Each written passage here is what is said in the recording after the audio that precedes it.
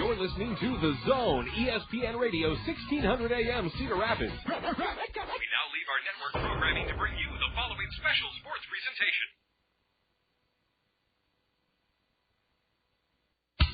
Cedar Rapids Colonel, that's a good time throw. Play ball! Are you ready to let the good times roll? Are you ready for Colonel's Baseball? The Zone, ESPN Radio, 1600 AM, and the Class A affiliate of the Anaheim Angels welcome you to Cedar Rapids Colonel's Baseball. Now, in his ninth season as the voice of the Colonel, here's John Rogers.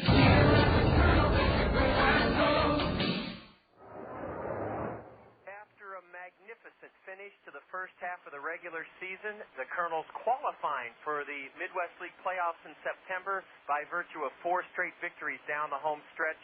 The good feeling and celebratory mood continues with a marvelous event in the new Veterans Memorial Stadium, the Colonels' proud hosts of the 2004 Midwest League All-Star Game. The field is in immaculate shape, decorated with red, white, and blue stars in the name of our corporate sponsor, Rockwell Collins, a big white star in center field, and a sellout crowd, standing room only, for this beautiful Tuesday evening game at the new Veterans Memorial Stadium.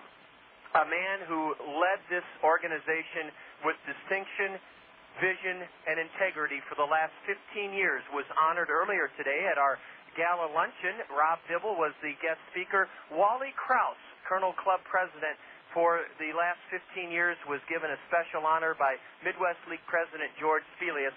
Wally is our special guest before the All-Star Game on the Dugout Interview. We'll have him in just a minute. You're tuned to the Midwest League All-Star Game on the Zone.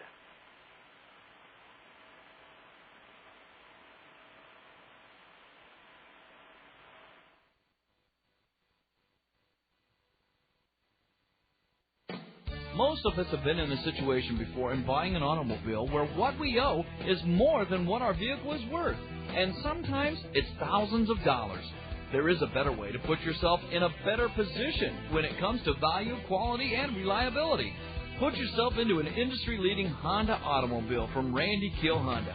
The Odyssey minivan boasts being #1 in safety and the #1 minivan on the market for the last 5 years. The Honda Accord leads the way in safety and has made the Car and Driver's Top 10 list more than any other car in history. The Pilot topped the SUV categories in its first year out and remains a class leader. And the CR-V continues leading in its class since its arrival in 1997. The subcompact Element is so functional and practical, they're selling as fast as they arrive. So doesn't it make sense to get the best value in the market at Randy Kiel Honda? Great folks to deal with, too, and #1 when it comes to getting you the best price. The home of confidence is Randy Kiel Honda, Centerpoint Road, or on the web at randykiel.com. Wally Krause, what a great moment this is for you and the entire community, the Midwest League, and when you and I look down on the field and see the blessing of this facility and the wonderful weather and the sellout crowd, I guess it puts in perspective how lucky we are. Well, without a doubt, John, this is it don't get any better than this. Like you say, the weather is beautiful. We've got a sellout tonight, and the people are really coming out, and I think there'll be people that'll come tonight that haven't been to the ballpark ever before, and I'm sure when they walk in, the first thing they'll say is, wow, what a place. And that's what we want them to do, and that's what we should be doing. And we've got a marvelous ball club. We had a great first half, and we've got a lot of nice people in the Midwest League. All of them are here, I believe, and the presidents and the directors and the general managers are here, and we got to give them tours last night when they were here at the gala, and truly they said there wasn't a nicer ballpark in the Midwest League, and we're a little biased, I suppose, but actually they said the storage in the under areas that we have is so much better than anything. So we're so happy and thrilled when you show it to people that are in the business. It really makes you appreciate the ballpark even that more when you get those great positive returns. Wally, I'm glad you let our audience know that this is not only a celebration, and we'll talk about the game and the players in a moment, but this traditionally has been a reward for the 13 other organizations or teams in the league. A mid-season, catch your breath, get out of town, see how other great operations run, enjoy the camaraderie and the professional development that goes along with this 2.5, 3-day hiatus or break. And I never realized myself, because when you're doing the games on the radio, I've passed up the opportunity on my own volition to get some rest and recharge my battery. And this is really nice for the other organizations to see. You've gone to many different all-star games, and they are a reward for interns, front office people, regular volunteers on boards like our board. It really becomes more than just a game. It's a 3-day experience. Well, you're right there, John. I've been fortunate enough to be to a few of the all-star games, and every one of them, they just, frankly, outdo themselves. Every one of them is marvelous. They go to great work and effort, and it's something that you just have to come and see. And, standing room only, I just can't get over that. This is going to be the first time that we've totally filled it. Opening day, we had terrible weather, and we had a lot of people here, but this is a night to remember for Cedar Rapids and the Colonels. Wally Krause is our guest on the Dugout interview, and Wally served as the Cedar Rapids Baseball Club Incorporated president for 15 years. And Wally, I thought it would be fun for our listeners to hear a little bit about your childhood, because you grew up as a lover of baseball. You played the game at a very high level. I know you played in Daniels Park with the M&J League and Howard Hall, and I wondered if you could tell our listeners how you became so involved with baseball, and kind of tell us about your baseball heritage, Wally. Well, wow. Born and raised in Cedar Rapids, went to a local high school. It was a high school then at Wilson. And played American Legion ball, Kid League ball, then went on and played at the University of Iowa, and then finished up after being in the service on the GI Bill, graduated from Cole College and played there.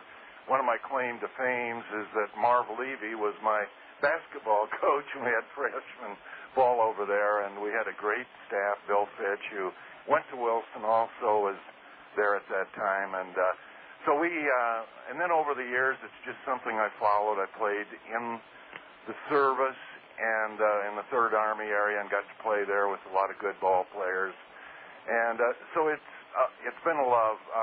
I'm going to still, even though I'm not the president any longer, Tom Barbie, who will do an excellent job, is taking over, and I'm still a board member. And I'll be at the ballpark every chance I get, because, number one, I love the game, and I think it gives so much back to it. Every time you come to the ballpark, you normally have a good experience. Well, Wally, thank you so much. Just a couple of follow-ups to your early days in baseball. You mentioned playing in the service in the Army, and I think people tend to forget that baseball is still our national pastime, but when you played it and when I played it, it was by far the most popular game. And when you guys played in the service, you said it was a good brand of baseball, and I can well imagine. What were the fields like, and what kind of crowds did you draw in the service? Well, believe it or not, it wasn't that good. Where we were playing, it was mostly different camps we would go to. It was in the Third Army area. I happened to be with Fort Stewart, or Camp Stewart then, and we played all over Fort Benning and Jackson and different places like that. And then we, believe it or not, I was also on the basketball team and was about the 12th man and got to drive the bus, about as all I did. But we had a lot of fun and great experiences. And, and you make your own fun and your experiences wherever you are. But John, I just can't tell you again how proud we are of you and the organization. I want to say that Jack Rader and his staff have just done a marvelous job, and there's nobody more deserving than Jack Rader and what he has done for baseball in Cedar Rapids. It's really been good.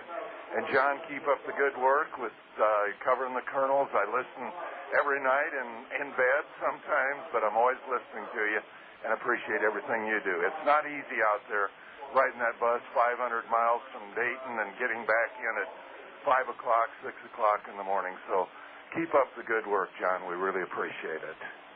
Wally, thanks so much, and we sure will. We're going to take a break on the dugout interview. The Midwest League All-Star Game, as Wally Krause, club president of 15 years, reflects on just a lot of marvelous things about this community, this new ballpark, his career in the Midwest League All-Star Game. We'll be back and finish things up with Wally Krause, former president, current board member of the Colonels, in just a minute. You're tuned to the Midwest League All-Star Game on The Zone.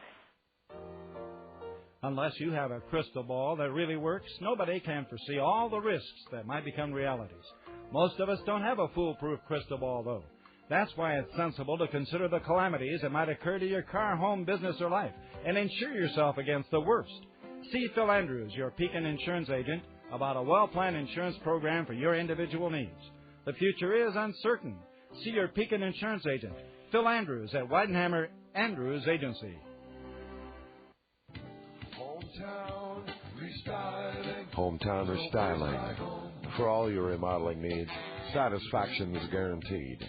Hometown Restyling specializes in all of your home's interior, exterior needs. Come and visit one of our showrooms, one in Hiawatha, one in Coralville, and see the possibilities. Windows, siding, sunrooms. Please call 378-1221. Hometown Restyling. There's no place like home.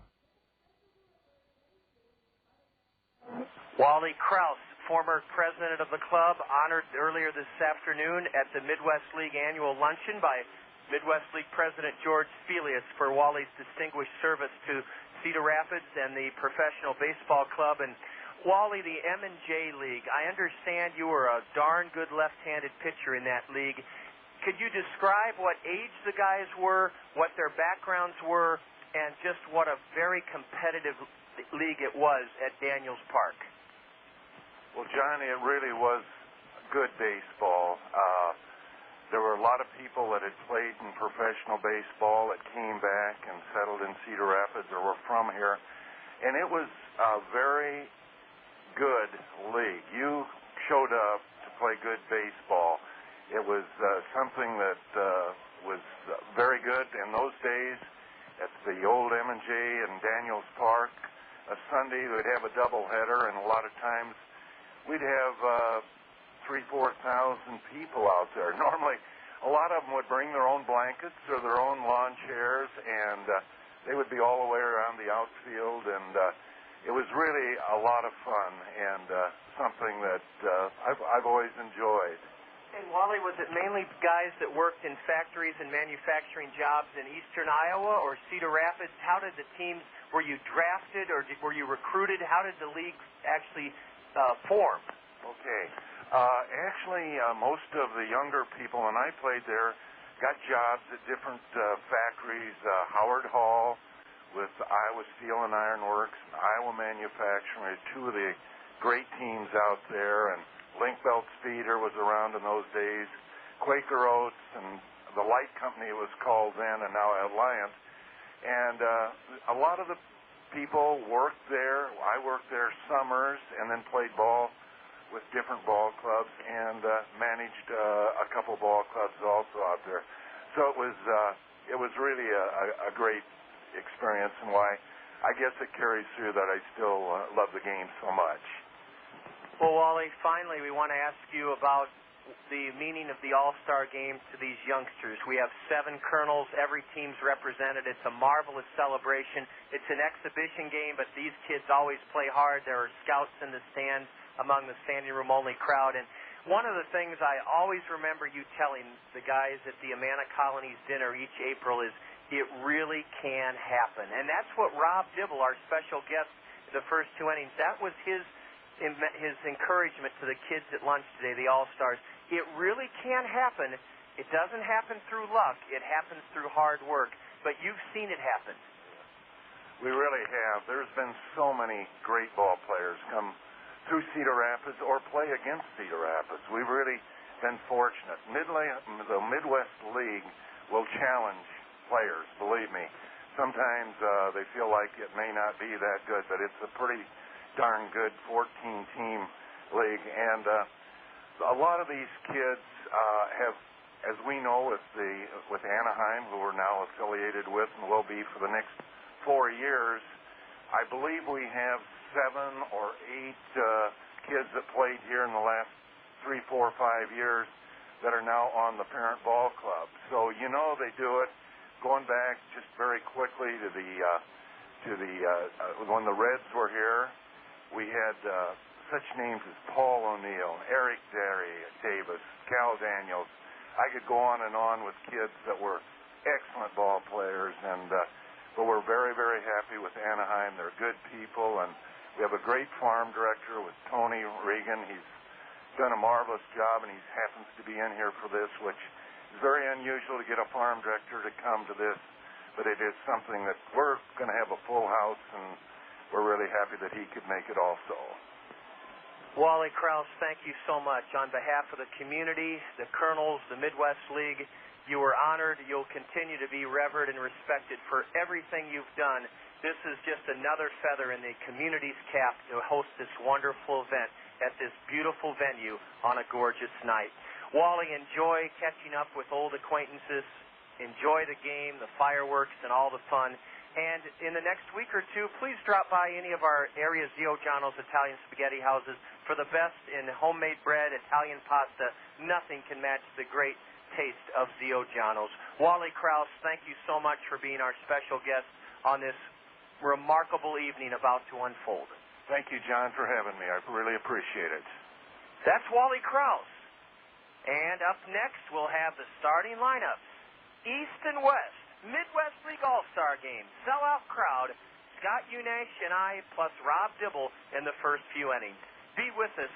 I think you'll enjoy it. You're tuned to the Midwest League All-Star Game on the Zone. Okay, so I'm dropping my daughter off at daycare, and as I'm walking out, I see myself in the double door. Uh-oh is right. My hair looks terrible. My ends are all scraggly, and my roots. Did you see my roots? I can't believe I've been walking around like this. Have you tried Costco? Oh, I'd love to get my hair done, but who has the time? With work and the kids, I barely have time to find matching socks, let alone time for my hair. Besides, I need the works. Just go to Cost Cutters. They'll have you in and out looking great in no time. Yeah? Yeah. At Cost Cutters, the stylist will keep you looking great with a new cut, some color, even highlights. Check out mine. Oh, so Cost Cutters is your secret. Yep. I even get my favorite products there. You know, shampoo, conditioner. That's it. I'm going to Cost Cutters. Right now. My roots. Thank you. There are a dozen Cost Cutters here in our area, each offering a relaxed, convenient hair care experience with no appointments and no hassles. Cost Cutters make things easy and affordable with professional stylists who care about you. Cost Cutters. Live your life. We always have time for your hair. On a picture-perfect evening for baseball, a sellout crowd, standing room only, the Midwest League All-Star Game. We've already had a lot of fun and pregame festivities. They'll continue over the course of the next 10 minutes or so. I thought it would be fun for the Zone Sports Director, Scott Unash, to fill all of you great Colonel listeners in Eastern Iowa and from coast to coast on the Internet about a fun event that I'd never seen before, Scott. It overshadows the actual Major League All-Star Game now. That's the Big League Home Run Hitting Contest. We had our version this evening just about 10 minutes ago, and it was just perfect in its timing, and every kid had a little bit of success, and I want you to tell our listeners all about it and who wound up winning it. Well, John, first of all, it's great to be here, and it's great to see such a big crowd here at the Veterans Memorial Stadium. And I know we got a lot of people listening in around the country, literally around the world, and we welcome you to Midwest League Baseball here tonight. Yeah, we had the Bud Light Home Run Contest a little bit earlier on. I had a chance to MC that. The top 8 home run hitters in the Midwest League were all eligible, and that included Brian DeParic, Kevin Collins, both of Lansing, Matt Brown and Brandon Wood of Cedar Rapids, Jordan Pickens of Fort Wayne, Eric Duncan of the Battle Creek Yankees, Vinny Rotino of Beloit, and Scott Whitrock from Quad City. First round, each batter had 5 outs to hit as many home runs as they could. If it didn't go over the wall, it was an out. And the 2 that advanced were Scott Whitrock of the Swing and our own Brandon Wood. And we'll tell you more about this after Rob Dibble. Rob is taking the Randy's red carpet welcome out to the pitching mound, and the former Cedar Rapids Red, a strike right down the heart of the plate, Scott. Boy, Gibbs has really endeared himself to this community with our Tanager Place Hot Stove Banquet back in late January and our luncheon, and then he was signing autographs the last hour and a half. He'll join you and I for the first couple of innings, and I think Rob really is the right guy to spearhead the excitement of this event because he spent 4.5 years in the minor leagues. Yeah, and he knows what it takes to get to the major leagues, and he told that to the All-Stars today. And he's just a good ambassador of the game. He really is. So Rob will be with us coming up. To get back to the Bud Light home run contest, Scott Whitrock hit 2 home runs. Brandon Wood hit 2 home runs. Also, Matt Brown hit 1 home run for the Colonels. Top 2 advanced. The winner picked up $100. And the second place home run hitter picked up $50. Scott Whitrock had a chance to hit first. You get 10 outs to see how many home runs you got or would get in the final round. Scott Whitrock came up with 2. Brandon Wood came up, hit it, I think. The first 5 were outs. Hit a home run. Finally got things going. And then smashed 2 home runs to left center. He was your winner. So congratulations to the Colonels. Brandon Wood, who was the 2004 Bud Light home run champion. And the crowd, Scott, was really behind Brandon. Oh, absolutely. And Matt Brown as well as all the All-Stars. It was a wonderful event. Scott said on his opening comments, the atmosphere here is electric, fun, festive, beautiful evening, 74 degrees, not a cloud in the sky, brilliant sunshine. We've waited for it all spring and summer, and the baseball god and Mother Nature have blessed us here this evening. We're going to set the starting lineups for this All-Star game. Scott and I have prepared specially large score sheets because typically the skippers like to get in everyone they can. Not everyone is guaranteed that they'll play, but they sure try hard. And Reggie is entertaining right now with one of the Eastern Division All-Stars, the Lansing Lugnut. We want to remind you that you are enjoying the Midwest League All-Star Game on the Zone, ESPN Radio 1600, KCRG Cedar Rapids, Iowa. Scott, I'm going to let you set the starting lineup for Tony Perez-Chica, and he's the East manager. He skippered the South Bend Silverhawks to a 42-28 record, winning the Eastern Division first half, and his lineup is loaded with both power and speed. Here's the Zone's Scott Unesh, my broadcast partner, with the East Division starting lineups for this Midwest League All-Star Game. And here they are, John, leading off for the East from the Lansing Lugnuts will be the right fielder, Chris Walker. Batting second and playing center field, and that is Anthony Monaghan. Batting third and playing third base from the Battle Creek Yankees, Eric Duncan. The fourth place hitter from the Lansing Lugnuts. He was in the home run contest a little bit earlier on, Brian DeParic. The designated hitter batting fifth from the Lansing Lugnuts, also one of the top home run hitters in the league, is Kevin Collins with 19. Alex Frazier will hit sixth and play left field from the South Bend Silverhawks. Miguel Montero, also from South Bend, will do the catching and he'll bat seventh. Batting eighth and playing shortstop for the East will be Brendan Ryan from Peoria. And yes, they are a Western Division team. However, they are considered East for the All-Star game. And batting ninth and playing second base will be Willie Vasquez of the Battle Creek Yankees. On the mound will be South Bend Silverhawk Chad Scarberry. Scarberry from the Arizona Diamondbacks organization has had a terrific year so far. In fact, he leads. Well, check that. I got the wrong guy here, Tom, but we'll get it. 8-5 is Scarberry's record. 3.43 earned run average. Pitched 76 innings, given up only 72 hits, 29 earned runs, has walked 26. He has struck out 53 for Chad Scarberry of the South Bend Silverhawks. Scott, thanks so much. The nice part about this game is the philosophy is that every guy, the manager, will do everything he can to get everybody in the lineup. So Scott and I, with the help of a couple of familiar names, Mike Halas, Jeff Johnson, as well as, well, Reggie's entertaining down below. Steve Batterson is here as well from the Quad City Times, and those fellows will between our adept eagle eyes will try to get all the changes as they unfold here this evening. The pregame festivities continue. A huge American flag is in shallow center field. The Harmony Hawks in their burgundy golf shirts and black slacks will be singing the national anthem shortly. Let's set the lineup for Dave Joppy. Dave Joppy is the skipper of the Kane County Cougars. They edged the Colonels by a game in the Western Division first half standings. Leading off for the Western... Now, okay, Dale Broad is now going to proceed to introduce the Midwest League All-Stars. I wanted to make sure we weren't trampling on the introduction of the national anthem. Let's give the West Division All-Star starting lineup. A speedster, 6th in the league in hitting from the Beloit Snappers. In center field leads it off, Terry Truffles. Mitch Meyer, who's never played second base, stepping in for the Colonel, Howie Kendrick, who has to sit this one out with that strained groin muscle. Mitch Meyer, second in the league with 26 steals, will bat second and play second for the West. Hitting third, Brandon Wood, the winner of this evening's Bud Light home run hitting contest. Brandon Wood at shortstop bats third for the West Division. Hitting fourth, the cleanup batter is Matt Brown. Matt is third in the league in home runs with 16, fourth in the league with 51 RBIs. Matt Brown will bat cleanup and play third. Hitting fifth for the West, the designated hitter Vinny Rotino. Matt Pauley, Colonel Matt Pauley, will bat sixth. He'll be at first base. In right field, from the swing of the Quad Cities, is Scott Whitrock. Whitrock is from the state of Wisconsin. He'll bat seventh and play right field.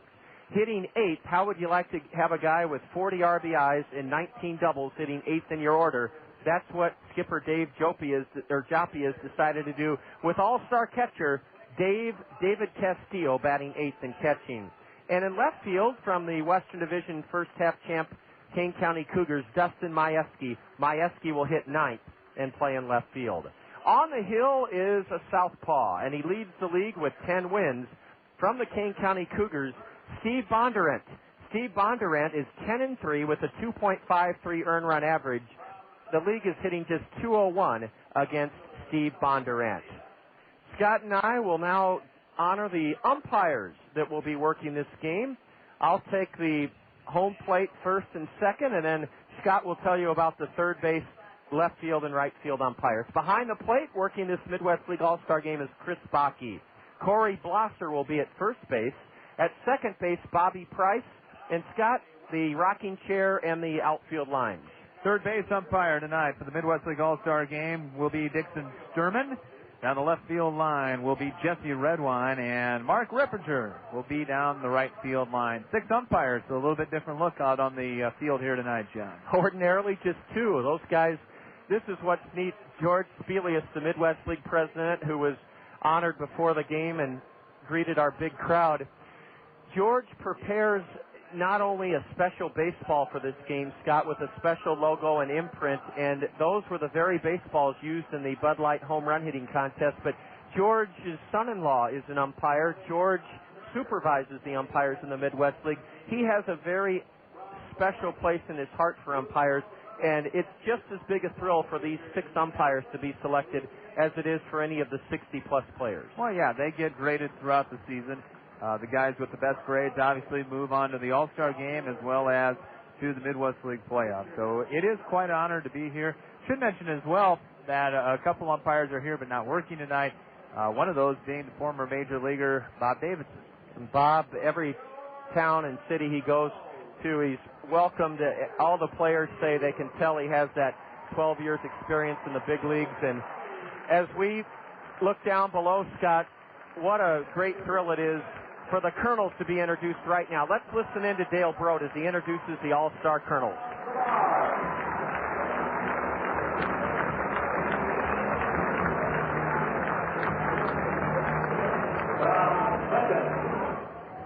Those Colonels lined up along the first base line, Michelle Samar and Kevin Jepson and Howie Kendrick and Bob Zimmerman. The starters have yet to be announced. That'll be a special thrill. Scott, thank goodness for the timelessness of baseball, which Mayor Pate talked about at the luncheon at the Crown Plaza 5 Seasons this afternoon. baseball, their all-star game at any level still means so much more than the NBA, the NHL, the Pro Bowl, and it's because it has tradition. Well, and you can play the game the way it's supposed to be played at the all-star games for baseball. Football, obviously, you want to watch out for injuries. Basketball, you're there to score. That's basically it. And so this is the one that has the most purpose, I guess, to it, is the baseball all-star games, no matter what level you're at. And a wonderful turnout here in Cedar Rapids to see everything. And all the festivities today, had a great crowd at the Midwest League All-Star Luncheon, and everyone should be commended for getting out and supporting not only the Colonels, but all of the Midwest League All-Stars. The scene continues to brighten in terms of the colorful uniforms. That's another great thing about a baseball all-star game, Scott. There's no universal uniform. Each player gets to wear the uniform that represents his team, and that means a lot to a player. Oh, it certainly does. And that's a part of it. You also see that in the other all-star games, that they have a centralized uniform, and they don't do that here. They do it for the home. I think for the batting practice they get on the top, but other than that, they go with their regular colors. Well, remember the negative reaction that Bud Selig and the major leagues incurred when they even broached the subject of putting the big leaguers in centralized or standardized uniforms. Baseball fans said, no, we want to see our guys in their team's uniform. Much like they did when they thought of putting logos on the bases. Pardon, Scott? Much like they did when they thought about putting logos on the bases for That's right, Spider-Man this year. Yeah. All-Star we're going to be introduced. And the starters are going to be introduced. We're going to have Andy Pantini was left high and dry on the umpiring crew, so we're helping him out. Scott Unash, John Rogers, and we again want to welcome Jeff Johnson, who was our dugout interview guest on Sunday morning after the Colonels clinched the second place playoff berth in Peoria. We want to welcome Mike Kalatz. Mike wrote a very profound article, I thought, Scott, about who's going to be the next Greg Maddux. You don't know, but we know this. No less than, I would say, a dozen of these guys will be household names in the next 6 to 7 years maximum. Well, Mike Kuhlbeck put out some press releases about who exactly has played in the All-Star game, not only here in Cedar Rapids, but over the years. And it is a who's who of major leaguers. And like Mike had it in his column, yeah, Greg Maddux played in the Midwest League All-Star game here in Cedar Rapids. In 1985. So did Rob Dibble. Rob's message was a very inspirational one. He talked to these youngsters who are the best of the best in the Midwest League, and we'll talk to Rob during the broadcast about this. But basically, not to be satisfied ever with where you are, to try to be the best player on the field. And it was a simple message, Scott, but coming from Rob Dibble to these guys, from the reaction, I think they took it to heart. I think they did, and it was a message that was really full of nuts and bolts, I guess is the best way to put it. Said in various tones, but the message is there all the way through, and that is, you better work hard, you better have a good attitude when you go out there, and have also the attitude that you are the best guy out there, because that will move you along in your career. And he mentioned several times that even at this level, with these All-Stars, there's always in the mind of a professional baseball player self-doubt, because the game itself lends itself to failure more than success. Yeah, that's right. And well, look at batting averages. If you're a 300 hitter, you're a good batting player, and that's getting out 7 out of 10 times. Scott Reggie is down there, and the All-Stars are lined up along the lines. The Eastern Division, the visitors are on the third base side, and the Western Division All-Stars, including the 7 Colonels, are on the first base line. The umpires are being recognized right now by Dale Broad, our public address announcer. And, Scott, I have experienced this only one other time in my life, and it's to tell you what an indelible impact it made. As an 8-year-old, I was lucky enough to be at the only All-Star game since. They haven't had one at Busch Stadium since 1966. And well, I'll reflect on that in just a moment, Scott, but right now we have the Fairfax American Legion presenting the colors, so Scott and I will describe that as it unfolds. Andy Pantini returning our score sheet. We appreciate that as the umpires were recognized. Scott, back in 1966, it was 116 degrees on July 16th in St. Louis. Thank goodness here tonight at 74 degrees. Absolutely beautiful weather. Couldn't ask for anything more. They played the game in 1966 in the afternoon, and they didn't play a night all-star game until the early to mid-70s. A capacity house here, standing room only, standing to honor America. The color guard has stopped right in front of the base of the pitching mound. They're facing the Eastern Division All-Stars along the third base side and the Western Division along the first base line. Our national anthem is going to be sung by the Harmony Hawks, and they'll also sing America the Beautiful. So let's take this moment to join with the Harmony Hawks in honoring our great country.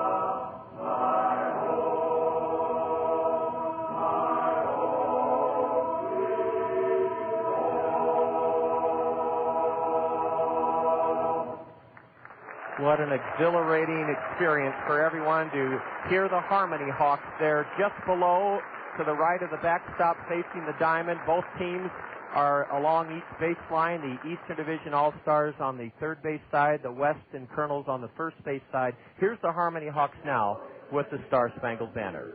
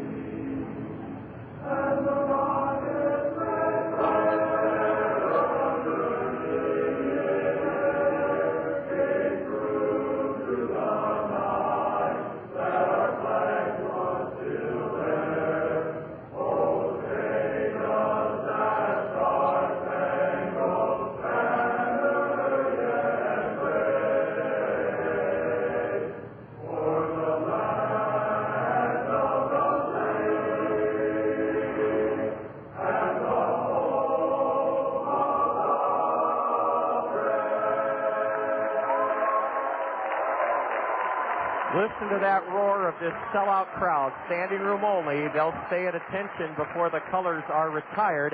The Harmony Hawks singing the Star-Spangled Banner, a group of older fellas, including a board of director of the Colonels, Bob Nance. The Fairfax Veterans group is now retiring the colors, the big American flag being moved from center field on this lush green, beautiful grass towards right field, the colors being retired. It's a beautiful sight here in the new Veterans Memorial Stadium. As Scott said earlier, we want to welcome everyone who's tuned in on the zone, as well as our internet broadcast from coast to coast.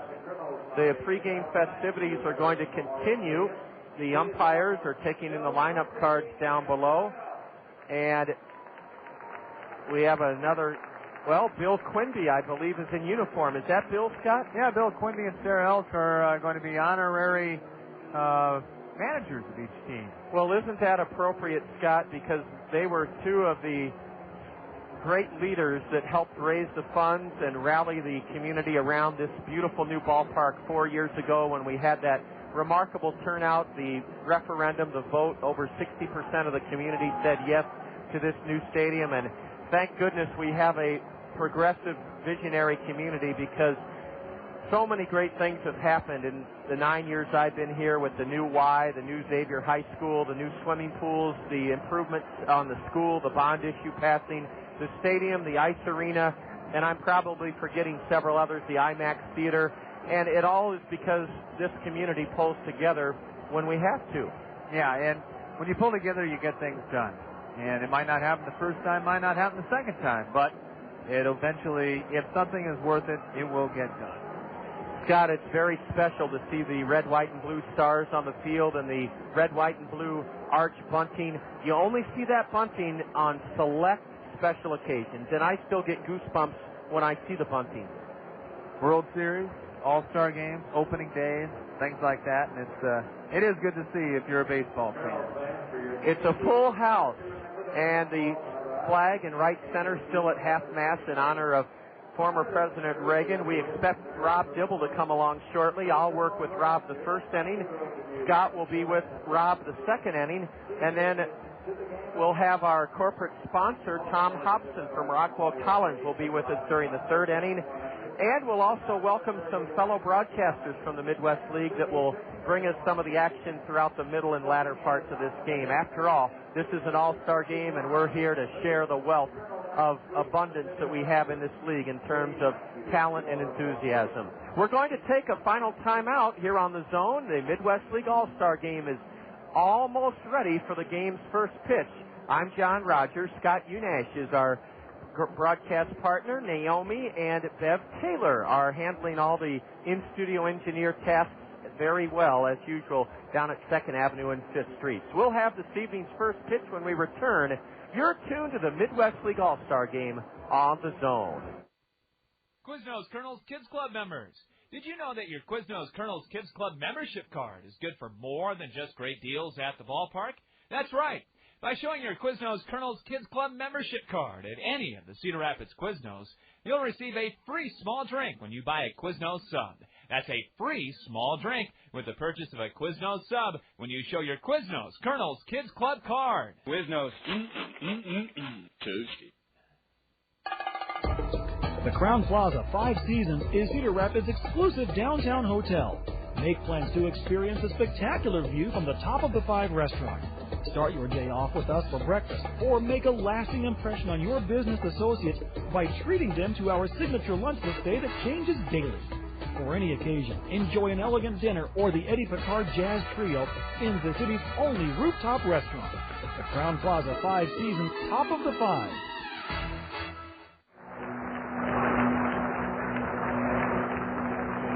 The Western Division All-Stars hit the diamond. Lefty Steve Bondurant, a 10-game winner to lead the Midwest League from the Western Division first-half champion Kane County Cougars, is on the hill. In left field from the Cougars, Dustin Majewski. Tara Truffles, the Beloit Snappers in center. Scott Whitrock in right. Around the infield, Matt Brown, Colonel Matt Brown at third. Brandon Wood, who won the Bud Light home run hitting contest this evening at short. Mitch Meyer, who's never played second base, stepping in for the injured Colonel Howie Kendrick, and Mitch is at second, and Colonel Matt Pauley at first base. The catcher is the battery mate of Steve Bondurant all season long, and that's David Castillo of Kane County. Again, our umpires behind the plate, Chris Bakke. At first, Corey Blosser. Bobby Price will be at second, and over at third, Dixon Sturman. Jesse Redwine down the left field line, and Mark Ripperger down the right field line. And right on time, we welcome to our zone broadcast of the Midwest League a terrific guy who gave a very inspiring message at noon today to these youngsters, Rob Dibble. Dibs, thanks so much for coming back for the Midwest League All-Star Game. We really appreciate you being here. Oh, it's my pleasure.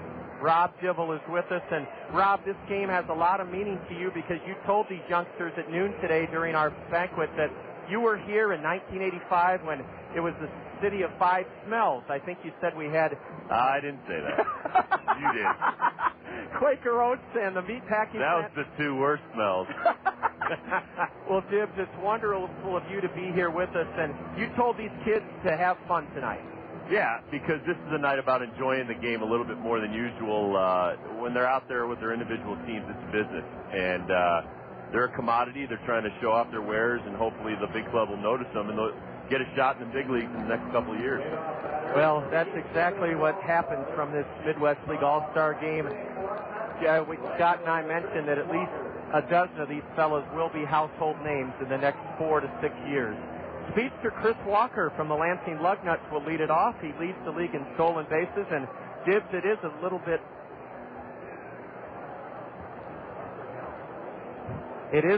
unusual, Dibs, to have a speedster in the Cub organization.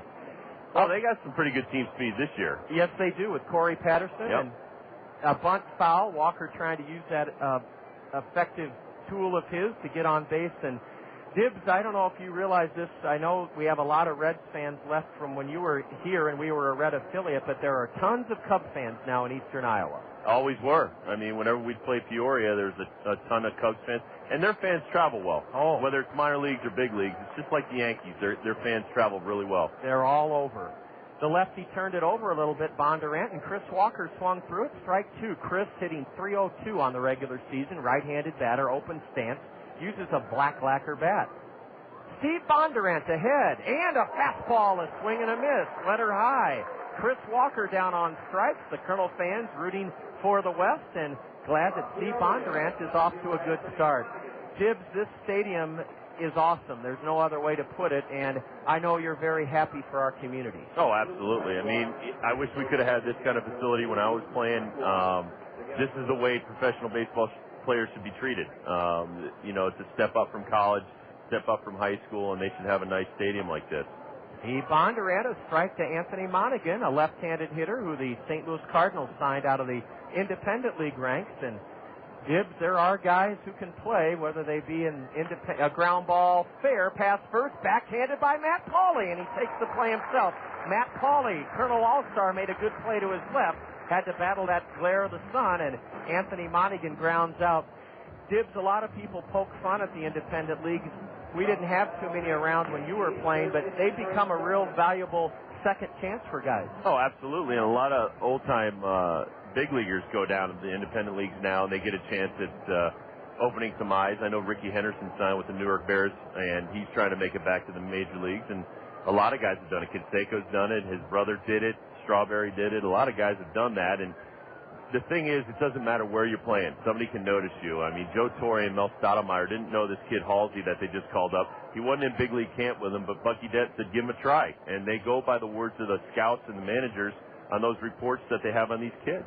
And he fired 7 great innings the other night. Eric Duncan, the first-round pick of the Yankees, is ahead 2-0. Eric's a left-handed batter out of New Jersey, and what a thrill it is for him to be the first-round pick of the Yankees from New Jersey.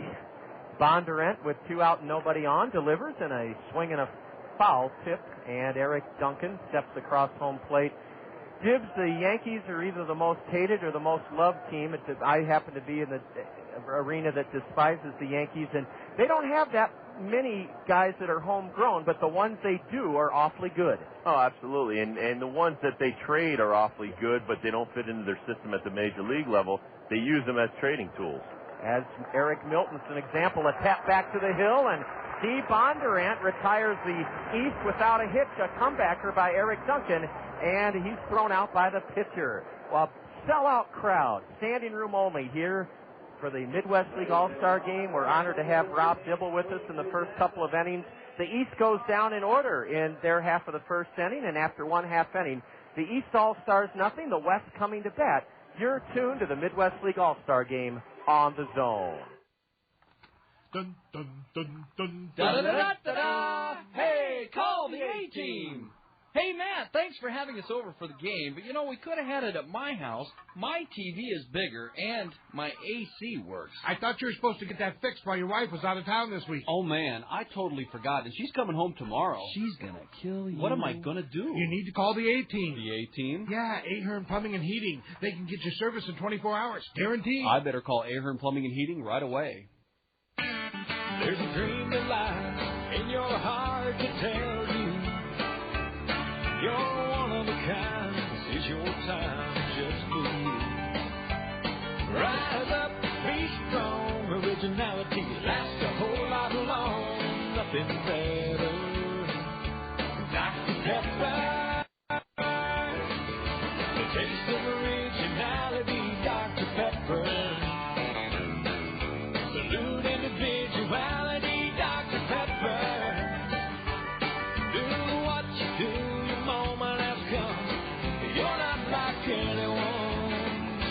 Nothing's better, Dr. Pepper.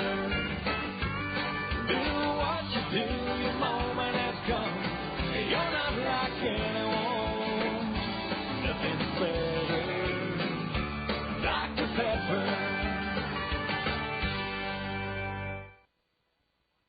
No score. The Western Division will have Terry Truffles, Mitch Meyer, and Brandon Wood, the Miller Lite home run hitting champion before the game.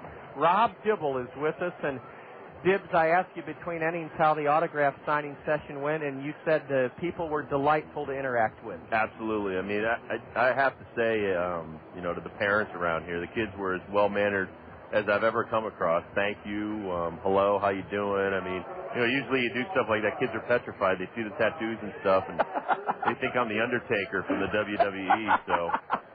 they're just wonderful people. I love playing here. I mean, it brings back so many great memories, just the way the people treat you here. And that's why it's nice to come back here a couple times this year. Dibs, our travel money now per diem on the road is $20. Can you remember what it was? It was 11. 11, okay, so roughly half. Terry Truffles with 24 steals, a right-handed batter, facing Chad Scarberry from the South Bend Silverhawks. And a pitch slap to shallow third. Up with it is Eric Duncan. He throws late, but out, according to Corey Blosser, the base umpire. Boy, did Truffles get out of the box quickly, but first pitch swinging, he bounces out to shallow third to open up the Western Division first half inning. Dibs, I don't care how good these guys are, and they're all the best of the best. I'm sure there's some butterflies early. Oh, absolutely. In any game, you know, every night, whether I was a 19-year-old kid or at the end of my career, you're sick to your stomach right before the game. Is that right? Oh, absolutely. Yep. And that's one of the greatest parts about playing that I miss, is that sick feeling that you got in about the fifth or sixth inning before your name got called down the bullpen. Oh, brother, I'll tell you. A ground ball fair past third. That's extra bases for Mitch Meyer. He runs well. They may hold him. They hold him to a long single. Alex Frazier got over well in foul ground and held Mitch Meyer with 26 steals to a long single. Mitch went the other way, sliced it past Eric Duncan into left, and Mitch Meyer will likely be running. Listen to the hand for the for the Bud Light home run hitting contest. That's all right. They're both great friends of ours, Scott. The Miller mezzanine is packed, and the folks from Budweiser are happy in their suite. And if Dibs and I can laugh about it, I'm sure they can too. Brandon Wood gets a roaring round of applause, and Mitch Meyer holds it first as Brandon takes high from Chad Scarberry, an 8-game winner for the South Bend Silverhawks. And I noticed the outfield's a little bigger than when I played here. Oh, Dibs, this is very fair to the pitchers, I think. Scott and I have characterized it as slightly... There goes the runner. And a pitch a hit and runs on, and launching it foul off to the right is Brandon Wood, strike one. Scott and I have been calling games here 2.5 years now. We think it's a 60% pitcher's ballpark. Yeah, I mean, that 407 in left center field looks like a nice place to try to get guys to hit the ball to. Gibbs, you were here, and now all of our guys are housed with host families. And really? Yes, it's changed a lot, and I give the Anaheim Angels credit for that. Here's a high pop foul drifting toward the Western Division All-Star dugout, and it's out of play. Gibbs, these kids love having that nurturing environment, and the rent is right. It's usually free. The refrigerator's full, and on that $1,100 a month, it goes a long way. Oh, absolutely. And the thing that I missed the most when I was 19, 20, 21 was my family. Yeah, you bet. And one of the reasons probably a lot of kids give up the game is they love, being at home with the mother and father and sisters and brothers, and now you're off on your own. Some of these kids out of high school, and it's the toughest thing to deal with. It's like going to college for some of these kids. It is a very tough adjustment. Here's a double play ball slapped to short. Brandon Ryan boots it. Everybody's safe. The Peoria shortstop could not find the handle, and it was hit too weakly in all likelihood to get a double play. It'll be an error on the shortstop. Brandon Wood reaches its first and second with only one out for Matt Brown. Matt Brown participated in the Bud Light home run hitting contest. Matt has whacked 16. Gibbs, a couple of years before you arrived in Cedar Rapids, Jeff Jones set a mark that still stands for home runs by a Cedar Rapids player. Scott, it was 42, wasn't it, in one season, Jeff Jones in 82? Boy, that's a lot. I remember that mark. Ooh, boy. I remember when he came to Big League Camp the next year, and they talked about that kid. You bet. He could always hit. And Jeff visited a few years ago and said hello to all the folks here, and he had fond memories as well. His mark has stood the test of time. A swing and a miss by Matt Brown on a curveball from right-hander Chad Scarberry. The West has a chance to take the lead with the Colonel cleanup batter at the plate. A slider is low and away. Well, and I have to tell you that there's as much luck involved at getting a call up to the major leagues as anything. Had Ron Robinson not been hurt, I wouldn't have gotten called up. They were going to trade me to the Phillies. So a lot of guys, they toil in the minor leagues and never get noticed, even as great as they are. Boy, Dibbs, is that ever the case? And that's why I liked your advice at noon to the kids at the lunch, and that is, if you have a uniform on, feel blessed and do your best with that uniform on. Absolutely. It's an opportunity. Yeah. Exactly. You never know where you might go or what team's watching you now. The 2-1 to Matt Brown. A line shot to short. Good pickup by the Ryan and double play. Oh, did Brendan Ryan ever atone for his error? He took a one-hop bullet off the bat of Matt Brown and turned it into an inning-ending 6-4 3-twin killing. That's the first inning. In the first for the Western Division home team, no runs, one hit, one error made by the East, and one left by the West. Scott Unash is going to enjoy the next inning with Gibbs. Scott got to know Rob during our Canninger Place hot stove banquet, and Gibbs, thank you for staying these first couple of innings, and I know you'll enjoy your time with Scott. And once again, on behalf of all of our fans, thank you so much. John, thanks for having me on. It was a lot of fun. Hopefully I can come back again. We'd love to have you. Gibbs is going to stay with Scott Unash for the next inning. After one, no score. You're tuned to the Midwest League All-Star Game on the Zone. Colonel fans, your Cedar Rapids Taco Bell restaurants have something new for you to cheer about this season. A Taco Bell 10 spot. When the Colonel scores 10 or more runs in any game this season, you'll score beef tacos for just 39 cents the very next day at any Cedar Rapids Taco Bell. That's a savings of 50 cents per taco, limit 10 per customer. Remember, when the Colonels put up a Taco Bell 10 spot by plating 10 or more runs in any game, you get up to 10 39-cent beef tacos the very next day at any Cedar Rapids Taco Bell. When it comes to fun in the new Veterans Memorial Stadium, nothing compares to the Westdale Mall Mix 96.5 FM Home Run Hot Tub as you bask in the soothing comfort of the Westdale Mall Mix. Is Tim Kirchin a metrosexual? Have you ever waxed your body hair? Absolutely not. Do you moisturize daily? Does a gay man ever hit on you? Yeah. Do you like it? Tim Kirchin's great. Golick was an 8. I was a 29. Your score is a 10, which means you are a possible future metrosexual. Closer to Golick. Can I tell you what you were 1 point away from in the 0 through 9 point range? The first line would have been stud. You're a manly man. Mike and Mike in the morning on ESPN Radio. It's a rookie ball. It's the shortest one at 6'4". Back with you at Veterans Memorial Stadium. On the zone, ESPN Radio 1600 KCRG. Scott Unash aboard with you, along with Cedar Rapids Baseball Hall of Famer Rob Dibble. Of course, he is the co-pilot of the Dan Patrick Show. You can hear right here weekdays from noon to 3 on the zone ESPN Radio. New pitcher in there, a right-hander from the Kane County Cougars, and that is Brad Knox. 6-3 on the year, a 2.16 ERA, 13 games. He has made 12 starts, and he will face the number 2 round draft choice, the Chicago Cubs. He was in the home run hitting contest a little bit earlier on. DePerick, one hot line drive to Matt Pauley. He spears it and steps on the bag for the out. And everybody going up there hitting early here, Rob. Absolutely, because you know, number one, the all-star pitchers throw a lot more strikes. That's something people don't know about the minor leagues. If the pitchers could throw strikes, they'd be in the big league. So when they're down here, they're working on getting their breaking ball over behind the count for a strike. They're trying to get their fastballs over more consistently around the strike zone. These guys are going up there knowing these guys are much better and more acquainted with the strike zone, so they're hacking at everything.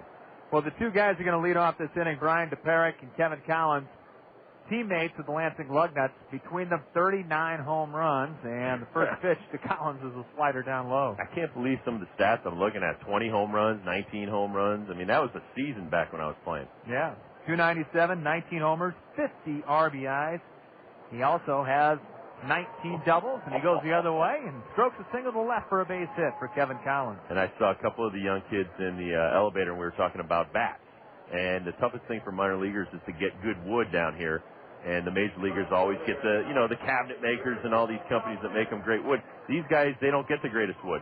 So, I mean, a lot of these stats are not inflated by better, technically superior bats and things like that. They're using far less superior bats than the major leaguers down here. They do make up for it, and we'll talk about that in a moment. Alex Frazier from South Bend takes a look at a fastball in the outside corner for a strike. Collins on at first, 1 out, no score here in the top of the second of the 2004 Midwest League All-Star Game. Frazier, 266 hitter, and he swings through a let-up for strike 2. And Rob, you see the lacquer bats now these days. That's what guys get a little bit more power anyway. Well, because there's no limit on how many times you can dip that bat in lacquer and make it rock hard. The 0-2, slow curve in the dirt, knocked down nicely by Castillo. I mean, back in my day, there was only a few manufacturers that made bats. It was like Louisville Slugger and Rawlings and Cooper. And now you have like 15 to choose from, and there's no limitations on how many times you can lacquer it, how top heavy you can make it. I mean, that's why you see these things go out to the outfield now when they break. 1-2, comebacker, stab by Knox, low throw to second, nice play by Brandon Wood, throw to first, not in time. They get the lead runner. Bang, bang play. That was a nice throw from the knees, though. Surely was. Brandon Wood, shortstop for the Colonels, Rob, number 1 draft choice, came out of Scottsdale High School in Scottsdale, Arizona. He's got a heck of an arm. Also has 8 home runs. Won that home run hitting contest. If he's got some pop, David Eckstein could be in trouble in the next couple of years. We had 2 guys here last year as Miguel Montero, another South Bend Silverhawk, stepped in. Silverhawks were the winners of the first half in the East. He's the catcher, hitting .279 with 3 home runs and 29 driven in. We had a double play combination last year that was just outstanding. There's a strike and a slider. Both those guys are now playing the same position. They're both playing shortstop, one in Double A, the other in High A. So they split them up. The 0-1. Well, the one thing about middle infielders, though, is when you get to the major leagues, you can be Pokey Reese and be the best shortstop on your team, but Barry Larkin's in front of you, so you have to move over to second. Once again, he's in Boston. Nomar gets hurt. Nomar Garcia-Parra, he moves to short. Now he's got to move back to second. Here's a pitch and a pop-up. Short left field. Coming in is Majewski, and he'll put it away for out number 3 in the top of the second inning as Miguel Montero flies out to left. No runs, a hit, 1 left on for the East All-Stars here in the top of the second inning. We'll come back, talk more with Rob Dibble from ESPN Radio after an inning and a half. It's the West nothing, the East nothing, and you're listening to the Midwest League All-Star Game right here on the Zone. Are you cut out for adventure? The C.P. Hoyt Jewelers Zone ESPN Radio Couchette Diamond Treasure Hunt is on. Listen for clues to unlock the location of the key phrase hidden somewhere in Cedar Rapids. We'll even give out the GPS coordinates for all you geocachers out there. Find the phrase. Write it down on your official entry form, and you could win the rock that will melt your lady's heart. A Couchette cut diamond, the new shape for romance. The Couchette diamond, valued at over $5,000, is on display at Cedar Jewelers. This week's clue, the key phrase can be found where the stars of the Midwest will shine.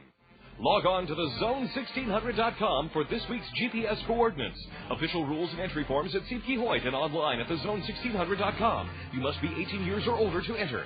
Take a chance at some serious bling-bling. Find the Couchette Diamond key phrase, and you could win. Sponsored by Cedar Jewelers and The Zone, ESPN Radio, 1600 AM. There is a one-stop service center for your car or truck. Webb's Transmission in Cedar Rapids, where Mike, Tracy, and the gang will take care of your automotive needs. Using a combination of experience, common sense, and computer diagnostics, Webb's Transmission will service your engine, transmission, perform brake and coolant service, or just about any routine maintenance. And now, Webb's Transmission offers injector cleaning. Webb's Transmission at the corner of J Street and 36th Avenue Southwest in Cedar Rapids. Back with you in the Midwest League All-Star Game. Scott Unesh alongside Rob Dibble, Cedar Rapids Baseball Hall of Famer. And it will be Vinny Rottino, Matt Pauley, and Scott Whitrock coming up for the Western Division All-Stars to face a brand new pitcher. We'll change him early and often in this game. Right-hander Carlos Marmol from the Lansing Lugnuts is now pitching 7-2 with a 3.29 earned run average. 79 in the third innings pitched, 66 hits. Only walked 21. He has struck out 71. And probably yet another guy from the Cub organization with a good arm. And you love to see that. You want to see the low walks, the high strikeouts, and the low hits. And that shows you that this guy's not being hit. Move him up to the next level to see what they can do with him. A lot of pitchers in that organization. And he delivers strike one to Vinny Rottino, the designated hitter from Beloit, Milwaukee organization. 294, 8 home runs. He's got 50 RBIs, which is 6th in the league. And there's a fastball outside. Rottino, right-handed hitter. Matt Pauley of the Colonels will be on deck. One hit for both all-star teams. Slow curve is down in the dirt. And Cubs starting to get their guys back eventually. They're still waiting for Kerry Wood to come back. Yeah, they just got Sosa back, and Pryor's been back for a few starts. And once they get Kerry Wood back, they're going to be tough. The 2-1 line drive up the middle. That'll fall for a base hit. Vinny Rottino with the second hit of the night for the West All-Stars. You throw hard, it's going to go back hard, unfortunately. You know that, right? Oh, you better have good reflexes. That's the one thing I learned. Low A, middle, double A, triple A. I mean, guys can hit. They can hit the fastball, and you have to develop some kind of off-speed pitch, some kind of breaking ball you can throw over there, even early in the count, and then you can kind of pitch backward. Matt Pauley from the Colonels takes a look at a pitch in the dirt, knocked down nicely by Miguel Montero. Well, you mentioned that. You bring up a good point, Rob. That's what you learn here in A-ball. Yep. Pitcher's got to throw a deuce, and the hitter's got to hit the deuce. Yep. Armall delivers, and a swing and a foul straight back. The reason being is hitters want to hit. They want to swing the bat, and they're always looking fastball, and they're adjusting to some kind of breaking ball. And the more you can throw the breaking ball, the harder it is for them to put the ball in play. 1 ball, 1 strike, nobody out. Leadoff man aboard. That's Vinny Rottino. Slow curve swung on this by Matt Pauley. Well, we're pretty happy with the Angels here in Cedar Rapids, Rob. They were voted by Baseball America in 2003 to have the best minor league system, and we've seen some terrific guys come through here. Well, it's all about your minor league system. I mean, a lot of teams are trying to redo their minor league system, especially like the Texas Rangers. Pauley slaps one to left center. Coming over and making the grab is Anthony Monaghan.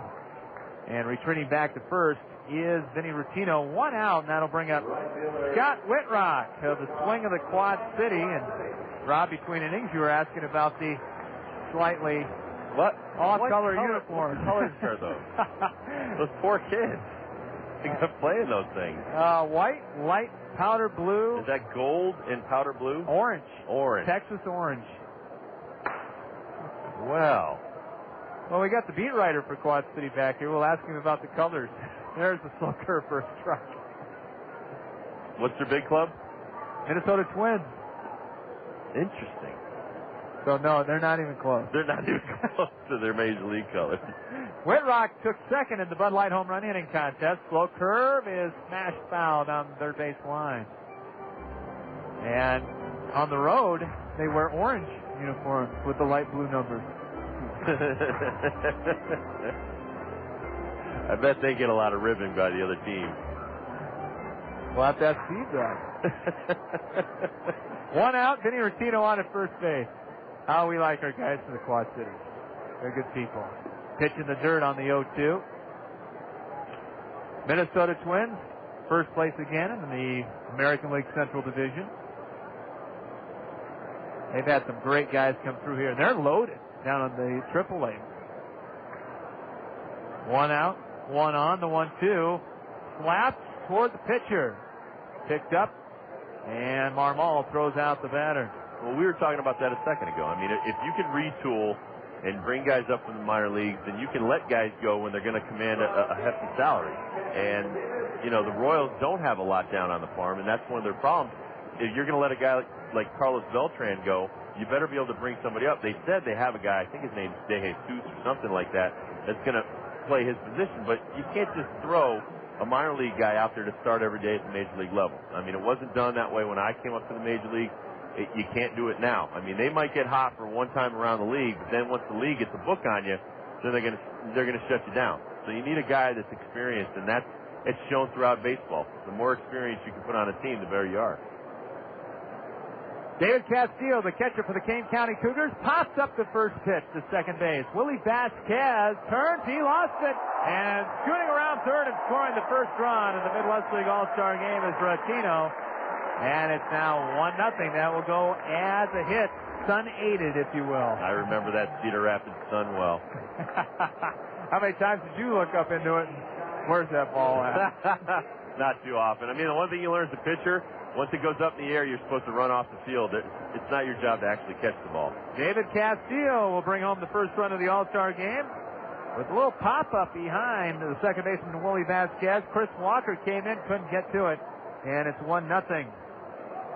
Dustin Majewski, left-handed hitter from the Kane County Cougars, swings through a high let-up for a strike. We saw guys from the Minnesota Twins like Michael Restovich play here, and they're not even good enough to unseat guys like Torrey Hunter for the Twins. You'd be hard-pressed to upseat Torrey Hunter in the major leagues. He's a fabulous great outfielder, great speed, great hitter. You got the barbecue fog rolling in across the third base line. Oh, yeah. I thought that was the Quaker Oats plant. If you hit one down left field, you could run for a while as a slider inside. Well, you see everything at the All-Star game, don't you? Yes, you do. You got that purple thing running around here with French fries on his head. 1-0 the West. Marmol delivers. There's a strike. And it's now 2-2 to Majewski. 286, 5 home runs, and 36 driven in for the Kane County Cougar. They got a little fire problem up there in the barbecue pit. 2 balls, 2 strikes, 2 outs, flat foul. He's just cooking my hamburger. A little well done. A little well done. And those are half price. Be a little bit later on. They'll get her taken care of. Hey, did you get a chance to tour the ballpark today or just to look around? Yes, I did. It is a gorgeous facility. Certainly is. The 2-2, that's flat foul. Down toward the west dugout, and Rhodey will chase that one. Yeah, this is basically a AAA park on a smaller scale. I visited Victory Field in Indianapolis a couple years ago, and it's just bigger than this. That's it. Same amenities, basically. The 2-2 with 2 outs and a runner on at first, a swing and a miss at a high fastball, and Majewski is out of there. But the West comes up with 1 run on a pair of hits.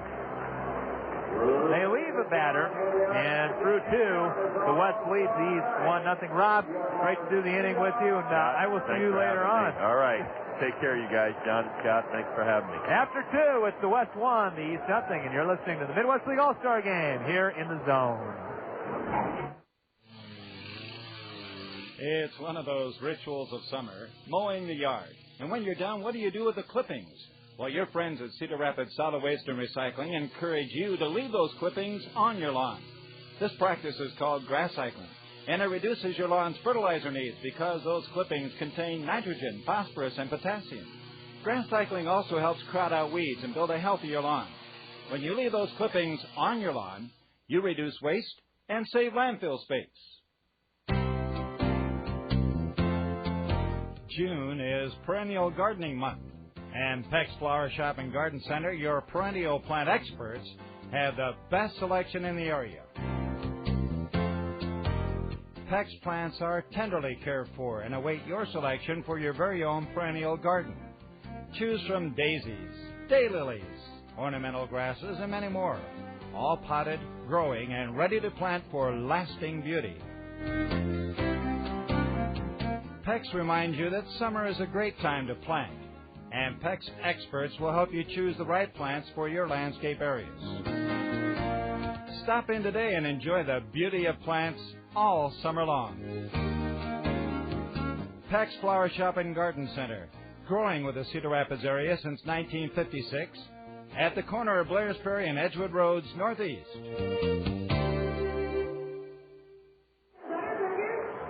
What a treat it was to have Rob Dibble join myself and Scott Unash for the first two innings of the Midwest League All-Star Game. It's 1-0 in favor of the West, and a new hurler on for the West, a lefty from the swing of the Quad Cities, a 6-foot 8-inch lefty, Errol Simonich.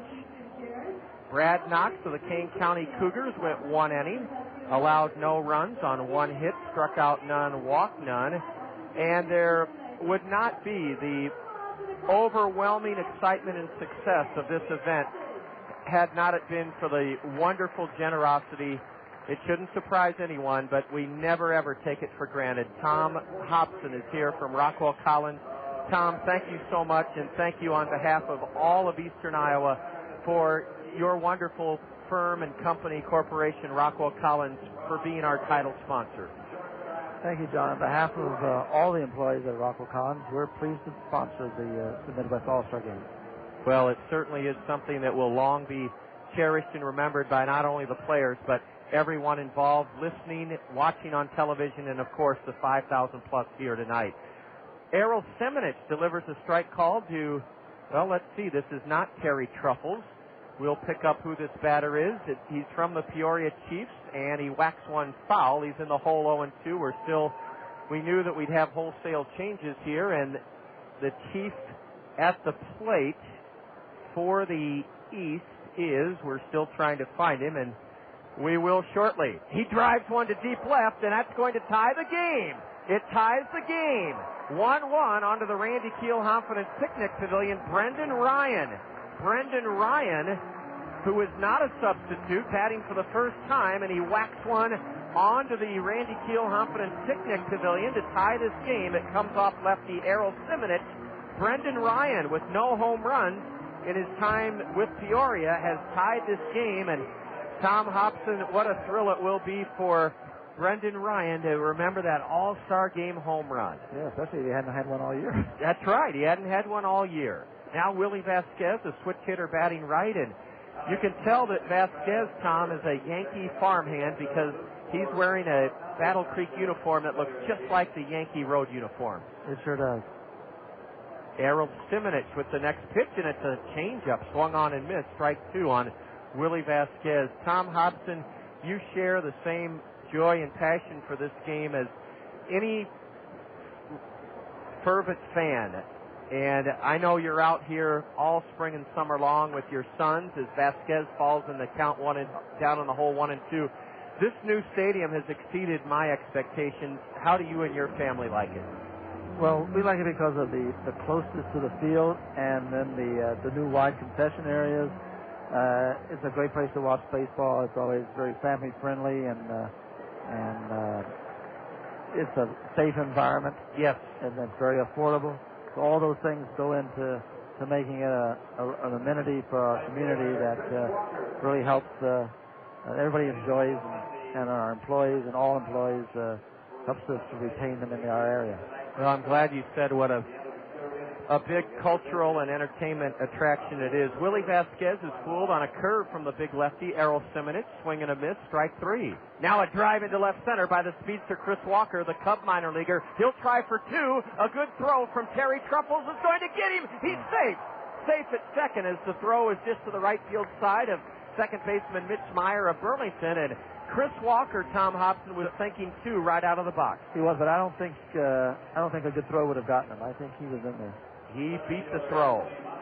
Chris Walker is at second with 1 out as the East. Here's the replay we can watch. Okay, here's on the Rockwell Collins game link, no less.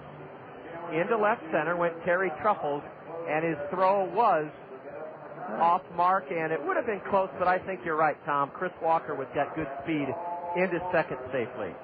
Now Anthony Monaghan batting for the second time. A knee-buckling curve is just low to the lean, trim, left-handed batter, wearing his navy blue Peoria road top with gold numerals. A Cardinal minor leaguer. There goes Walker. A pitch, a strike. The throw to third. Matt Brown tags the runner out.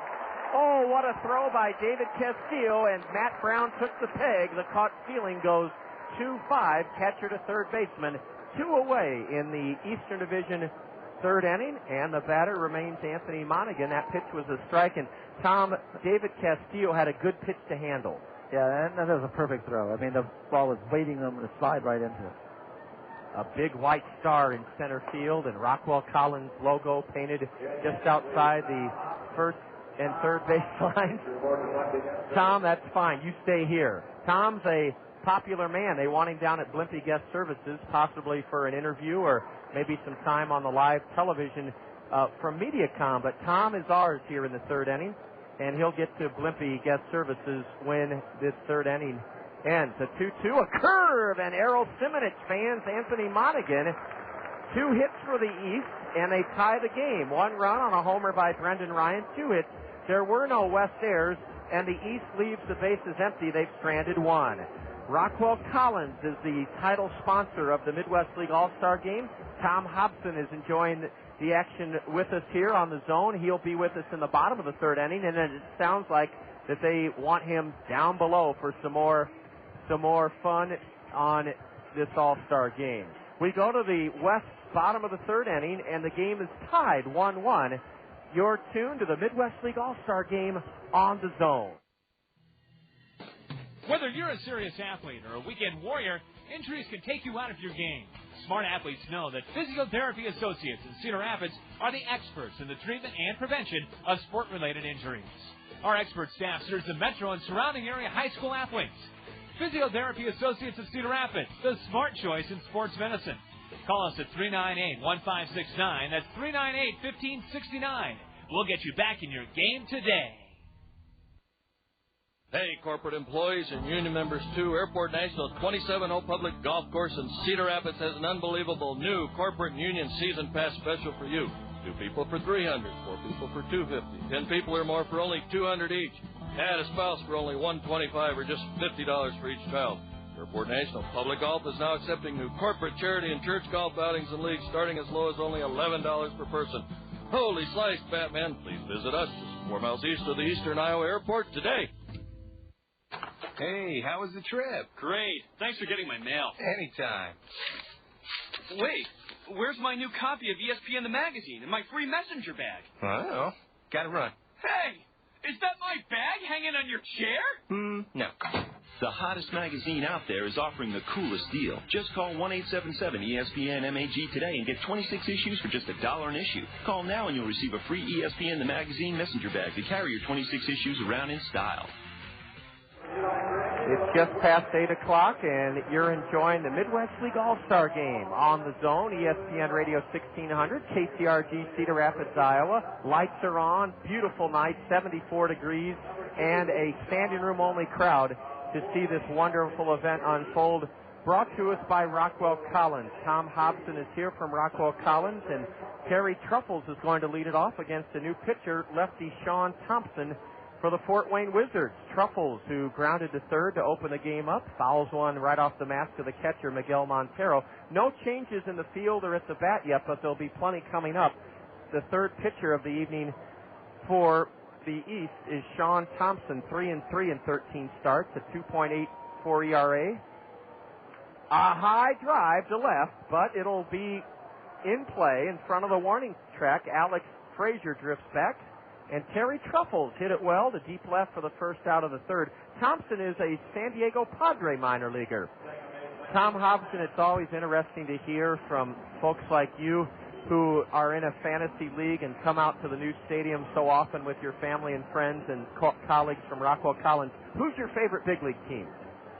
I follow really closely the Twins and the Rangers, having grown up in the Washington, D.C. area. So I guess I'm a Twins fan, and the Rangers also. But I'll follow the Cardinals, too.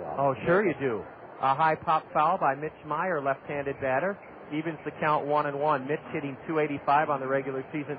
Tom, you probably remember what used to be called D.C., then RFK Stadium, or do you go as far back as Griffith Stadium? I actually do. I go back as far as Griffith Stadium. That's where I grew up watching baseball, at Griffith Stadium. Well, that is so neat. I have some lithographs of it, and boy, was it a some ballpark in a very ethnically mixed neighborhood, from what I understand. Well, it is now, yeah. It actually very similar to Fenway, other than it was double decked like Wrigley. Oh, but it was.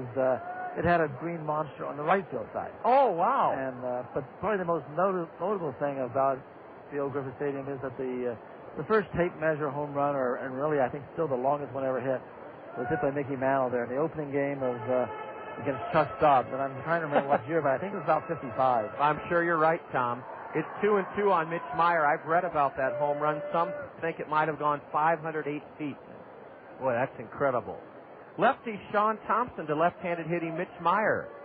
Breaking pitch, strike three called. Mitch Meyer punched out by plate umpire Chris Bakke. 2 away here in the bottom of the third for the West. We're tied 1-1. John, I'll give you a question. I want to ask you, how many of these players here, and I was talking to people before the game and everything, how many of these All-Stars do you think we'll see up in the majors in the next 2 to 3 years, probably, or is that long? Okay, a high drive into left by Brandon Wood. It's shallow, and coming in is Alex Frazier. He's there to end the inning. Tom, that's a great question, and here's how I'll answer it. If you put a timeline of 3 to 5 years, I would say out of these 60 guys, I would say that roughly 16 to 18 will make it to the big leagues. Okay, and there's how many out here? There's 60 guys. A lot of pitchers. I was saying a third. Third to a half. You're right. You know, the Colonels, we've got several out there. I know Brandon Wood, I think, is a real promising star. We also, Rockwell Collins sponsors the Players' Choice Award, and some of those have already gone on. So I think that's the real treat of coming out here today to see these. Is the fans were lined up, long lines to get autographs. It's a program because they might have a future major leaguer autograph on their program, and that's the real attraction of this game. We have 500 fans that are filling up here in the tickets that were purchased. Glad to be the corporate sponsor of the game.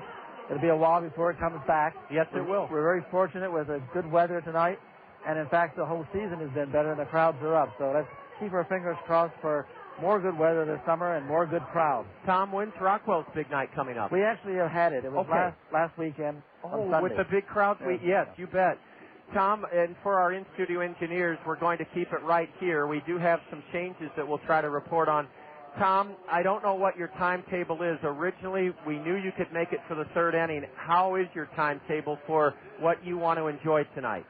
Well, I'll say another half inning. Half inning, you got it. We're going to keep it right here, Bev Taylor and Naomi. We certainly, these are all great bonus spots to our wonderful sponsors this evening, and I know that Rockwell Collins is one of our radio sponsors as well. We do have a new pitcher on for the West. Errol Simonich, a lefty, went 1 inning, and he allowed 1 run on 2 base hits. He struck out 2, and he walked none. The new hurler as we start the top of the 4th inning is a Kane County Cougar, and that Kane County Cougar is Chris Dunwell, I believe. Yes, he is. Chris Dunwell is on. And Bobby Wilson has taken over for David Castillo.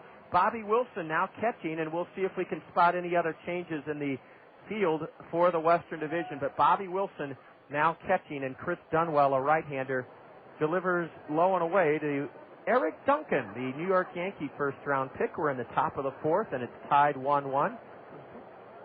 We have a first-round pick? Yes, first-round pick, Tom, for the Yankees, and he takes the ball from Chris Dunwell. Rob Dibble pointed out if you're Derek Jeter, you make it all the way up to the Yankees, but if you're not, the Yankees trade their best prospects a lot of times for established stars. Yeah, that's true. They do, especially as we get towards the end of July, come to the trading deadline. Duncan pops one foul just off to the left. All the suites are full here tonight. The grass slope seating berm is absolutely jam-packed. And, Tom, what happened down below?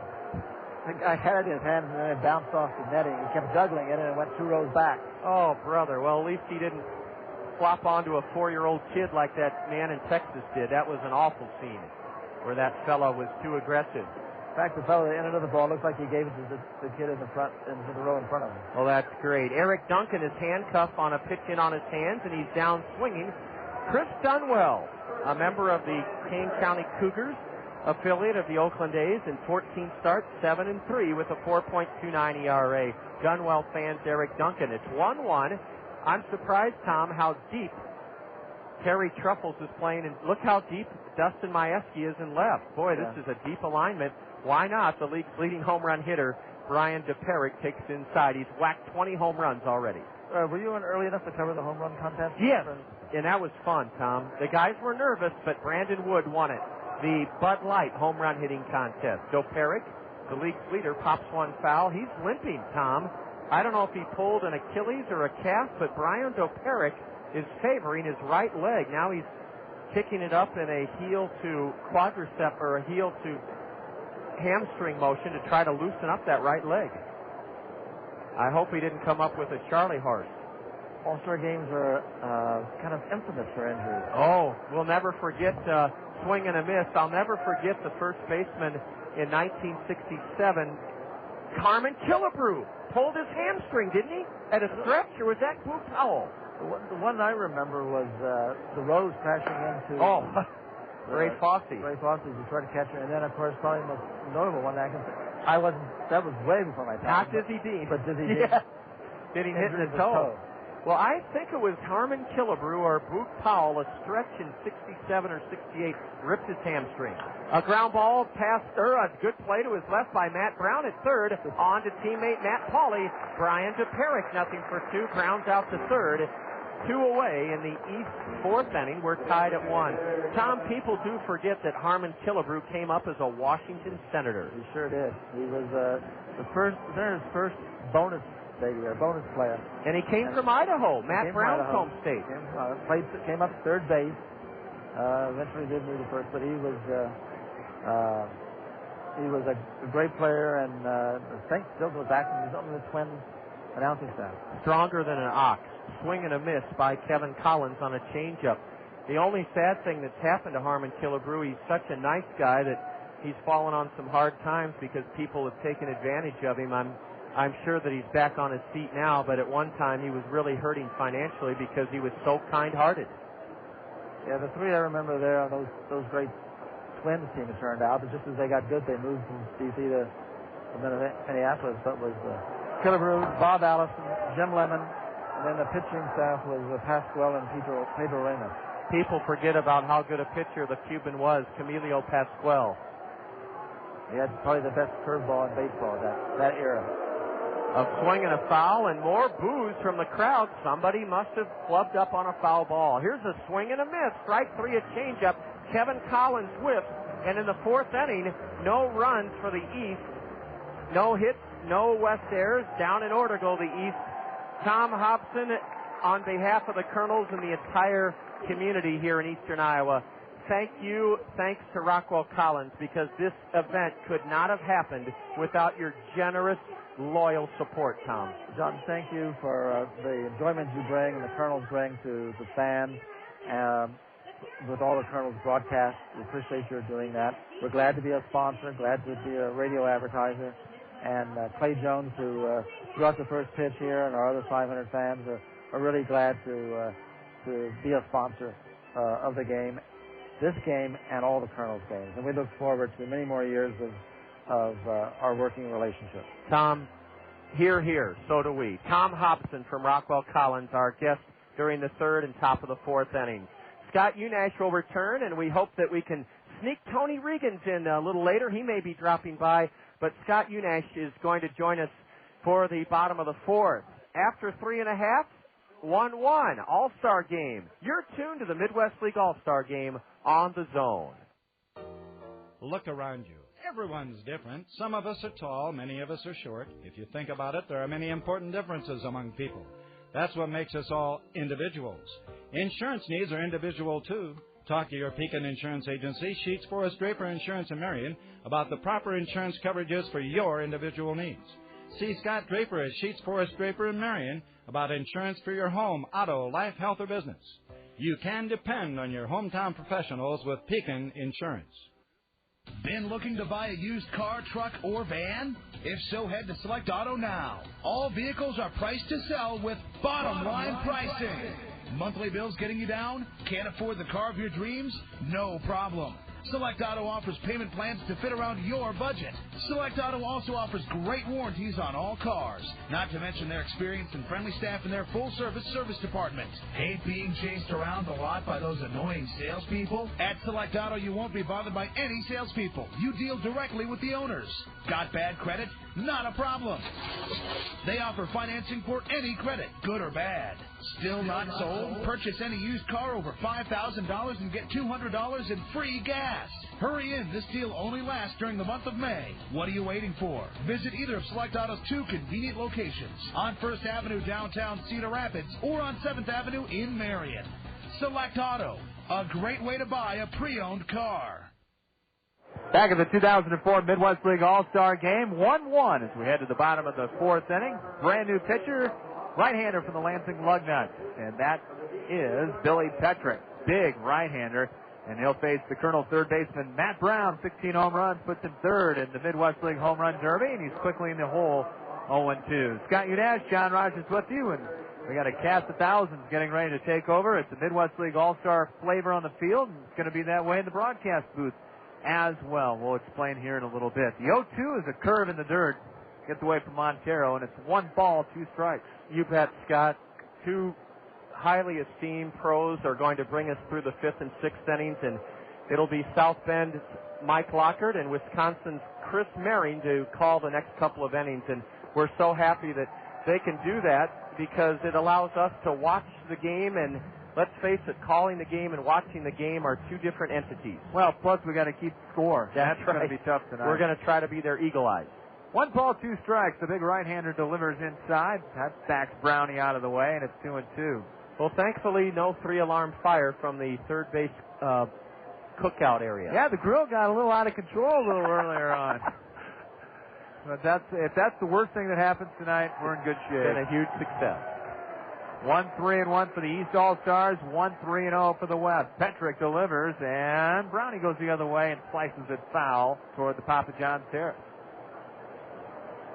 Mezzanine full, everywhere full tonight here at the Midwest League All-Star game.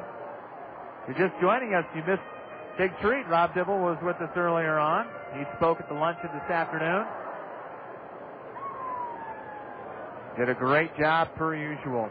The 2-2 from Petrick. Swung on and missed. Matt Brown out on strikes.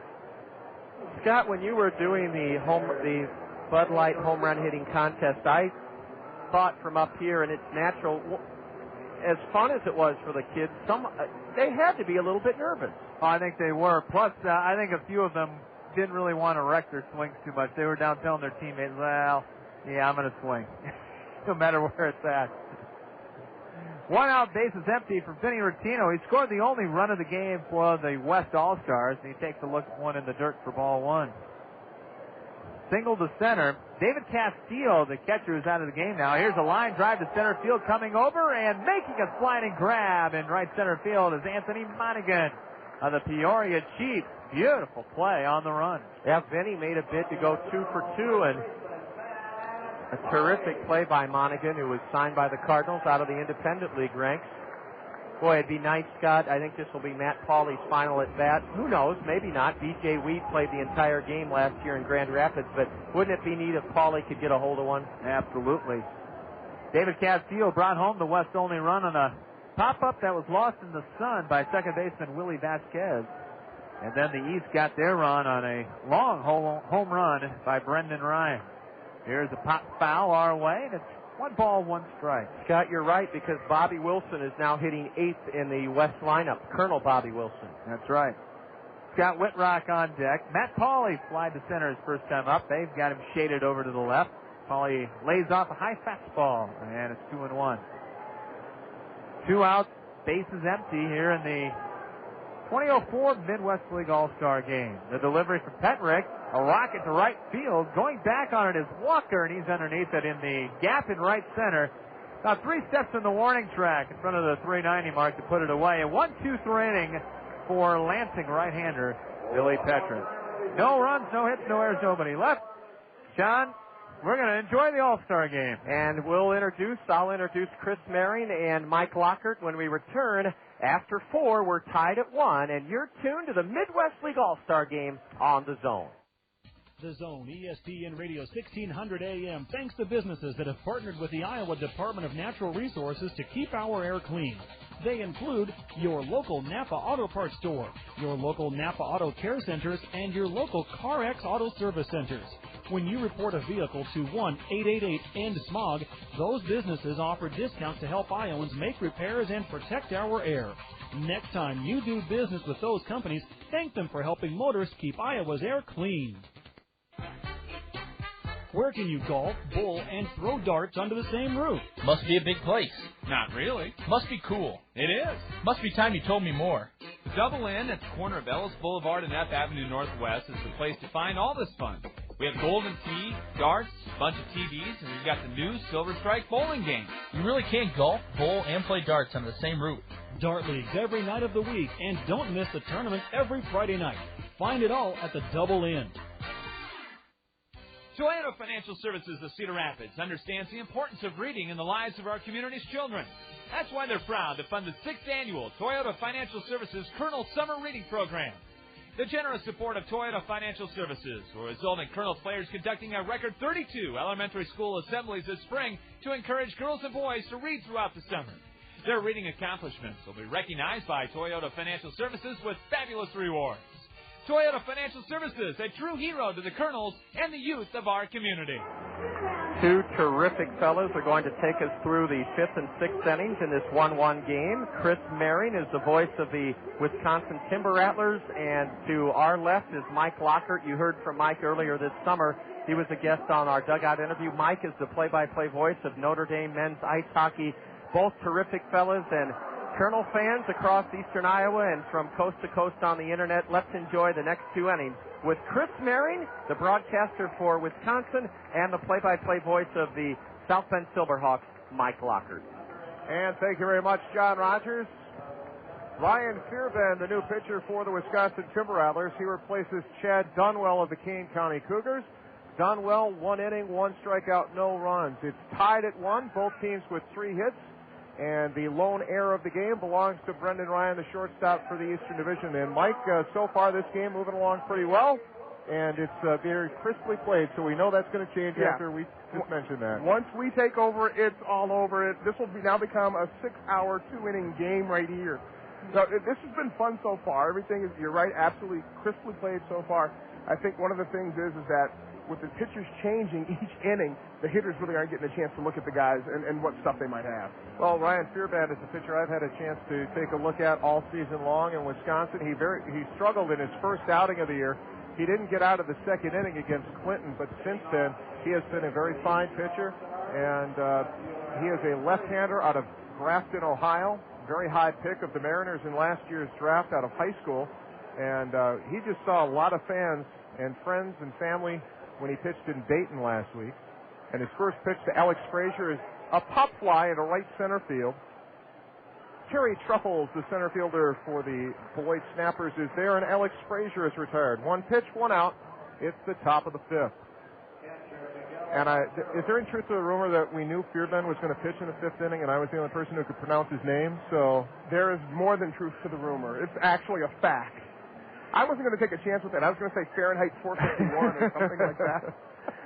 Fearbend now facing Miguel Montero, the catcher for the South Bend Silverhawks. The Silverhawks and the Timber Rattlers just recently played a home series at Fox City Stadium, splitting a pair of games. Fearbend's 1-0 pitch missed a little bit outside, and it's 2 balls and no strikes to Montero, who's 0 for 1 today. Montero flew out to left back in the 2nd inning. A little bit low and outside from Fearbend, and it's 3-0. Fearbend on the season for the Timber Rattlers, 6-3 with a 3.91 earned run average in 13 starts. His 3-0 pitch on the way. Missed outside for a 4-pitch walk, and that's the first walk by any pitcher today. And that'll bring up Brendan Ryan, who homered on an 0-2 pitch off of Errol Simonich his last time up. I think you find out now what managers truly do throughout the season, whether or not Tony Perez-Chico will hit and run, even with Miguel Montero on base, who is a catcher. But Tony's been a very aggressive manager this season. Yeah, I remember the series against the Rattlers at Fox City Stadium, Mike, as that one missed inside and it's 1-0. He ran the Rattlers ragged in all 4 games in those series. Well, if you even go back to the 3rd inning, Chris Walker doubled and then tried to steal 3rd and was caught stealing there. Fearbend has missed with 5 straight, and a left-hander with a very good pickoff move comes to the plate and gets the strike there, and it's 1-1. Colonel fans listening might remember a left-hander with the Timber Rattlers last year, and Bobby Livingston, who set the team record, or set the team record in wins in a single season with 15. Bobby was more of a control pitcher. Fearbend, a little bit harder thrower than Livingston, as that ball misses low, and it's now 2-1 to Ryan. Bobby actually started last year's All-Star game in West Michigan. Worked an inning in that one, and I see pretty much everybody's being stuck to their 1 inning. There goes Fearbend with the throw to first, and he picked him off. Throw to second base, the shortstop Wood racing back to Fearbend, who tags him out. That'll go as a 1-3-6-1 caught stealing. And there's that very good move by Ryan Fearbend. I think that's the one thing you have to be concerned about when you're a base runner at first base. The left-hander is so deceptive at times, you don't know whether or not he's going to slide, step to the plate, or make a throw over to first base. Fearbend with an excellent move over to first, and Montero just caught right there. And Montero wasn't that far off the base as a catcher. He's only about 2 steps off. That's a huge lead for him. Is he going to get fined for that, John? 2-1 misses, and it's 3-1. Are there fines in All-Star games? Missing signs? There should be. Yeah. There should be. Put it toward the kitty for that team. 3-1 pitch on the way. That's a strike on the outside corner, and it's 3-2. Tied at 1. We're in the top of the 5th at the All-Star game in Cedar Rapids. There's the part, though, in being aggressive where you feel like you may have run yourself out of an inning. Let's say Ryan does something here. You just never know. Low and inside, and there's ball 4. So 2 walks in the inning for Fearbend. And Willie Vasquez, the fine second baseman for the Battle Creek Yankees, will step up to the plate with 2 outs and that lead run at first base. Now, and I understand that this is an all-star game, but now you're looking at 2 out and 1 on instead of 1 out and 2 on, possible chance for an RBI situation for the batter at the plate, Vasquez. Vasquez struck out back in the 3rd inning, and he'll take a little bit off the outside corner there. It's 1-0.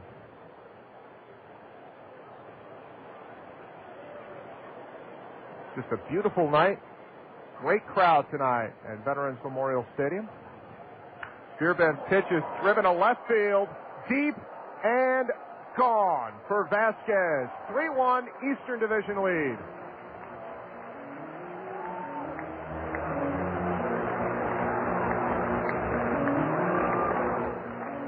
I think, Mike, that's just a case of Fearbend getting behind in counts, and he didn't want to walk another guy, and he just grooved a 1-0 pitch to Vasquez, who just hammers one out of here for a 3-1 Eastern Division lead. And it's a case where you're probably pitching scared more than anything. As you mentioned, you don't want to throw another ball. You don't want to walk another guy. You just want to get something over the plate. Right in Vasquez's wheelhouse, he grooved that one over the left center field wall, giving the Eastern Division All-Stars a 2-run lead now. Vasquez now, he hit 4 home runs in the first half of the season. as that's a bunt up the first baseline, foul by Walker, and it's 0-1. The Timber Rattler pitching staff has been known to give up home runs a time or two. I mean, at one point they gave up home runs in, I believe it was 8 or 9 straight games. Dayton wore out the Rattlers in a series at Fifth Third Field. There's a swing and a foul, and it's 0-2 to Walker. And recently there was just one home run hit against Wisconsin down in the series that was at Alliant Energy Field. Kevin Richardson hit one. 0-2 pitch here to Walker. Foul tip at the plate, and it's still 0-2. Well, you take a look at what Fairbairn has done this season. Coming in, he had given up 9 home runs. Yeah. And that's tops on this all-star staff. Yeah, and he has not even given up the most on the Rattler team. Tom Oldham has given up quite a few. 1-2 pitch coming up to Walker. Tapper back behind second base, ranging over is Brandon Wood, throws on the run to get him at first. Nice play by the Cedar Rapids shortstop in front of the home crowd. But the Eastern Division scores 2 runs on 1 hit, the 2-run homer by Vasquez. And it's 3-1. The East leads the West. You're tuned to the Midwest League All-Star Game on the Zone.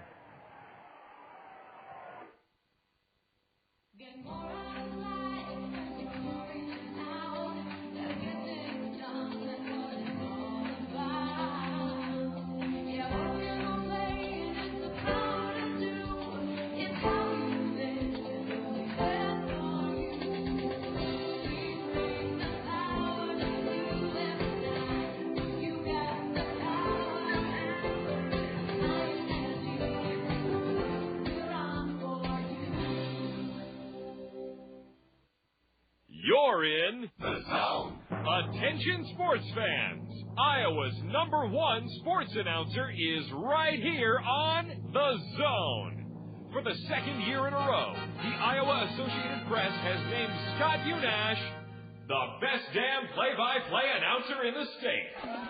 Fact is, Scott's dedication to outstanding coverage of area metro sports is unprecedented. The guy eats, sleeps, and breathes local sports. You can catch Scott weekday afternoons at 3 on the 19th hole with Scott Unash, and Saturday mornings at 9 when he hosts the Hy-Vee Coaches Corner. And in addition to great seasonal high school play-by-play, you can hear Scott calling all the hot action of Hawkeye Downs racing on Friday nights. Scott knows sports, and once again, he's AP's top play-by-play announcer of the year.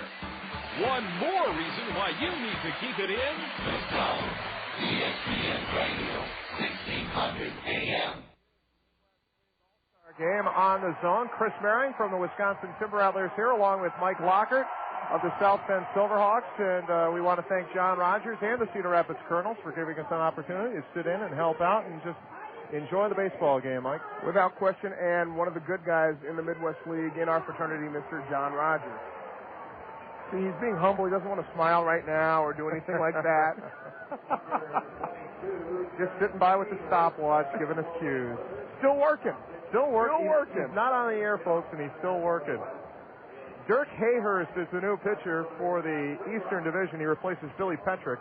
Petrick worked a perfect 4th inning, striking out 1. Hayhurst, very good pitcher with the Fort Wayne Wizards. Mike, you've seen him a lot more than I have. I've seen him a few times. Ground ball to short. Brendan Ryan bobbles another one, throws to first late, and that'll be the second error on Ryan tonight.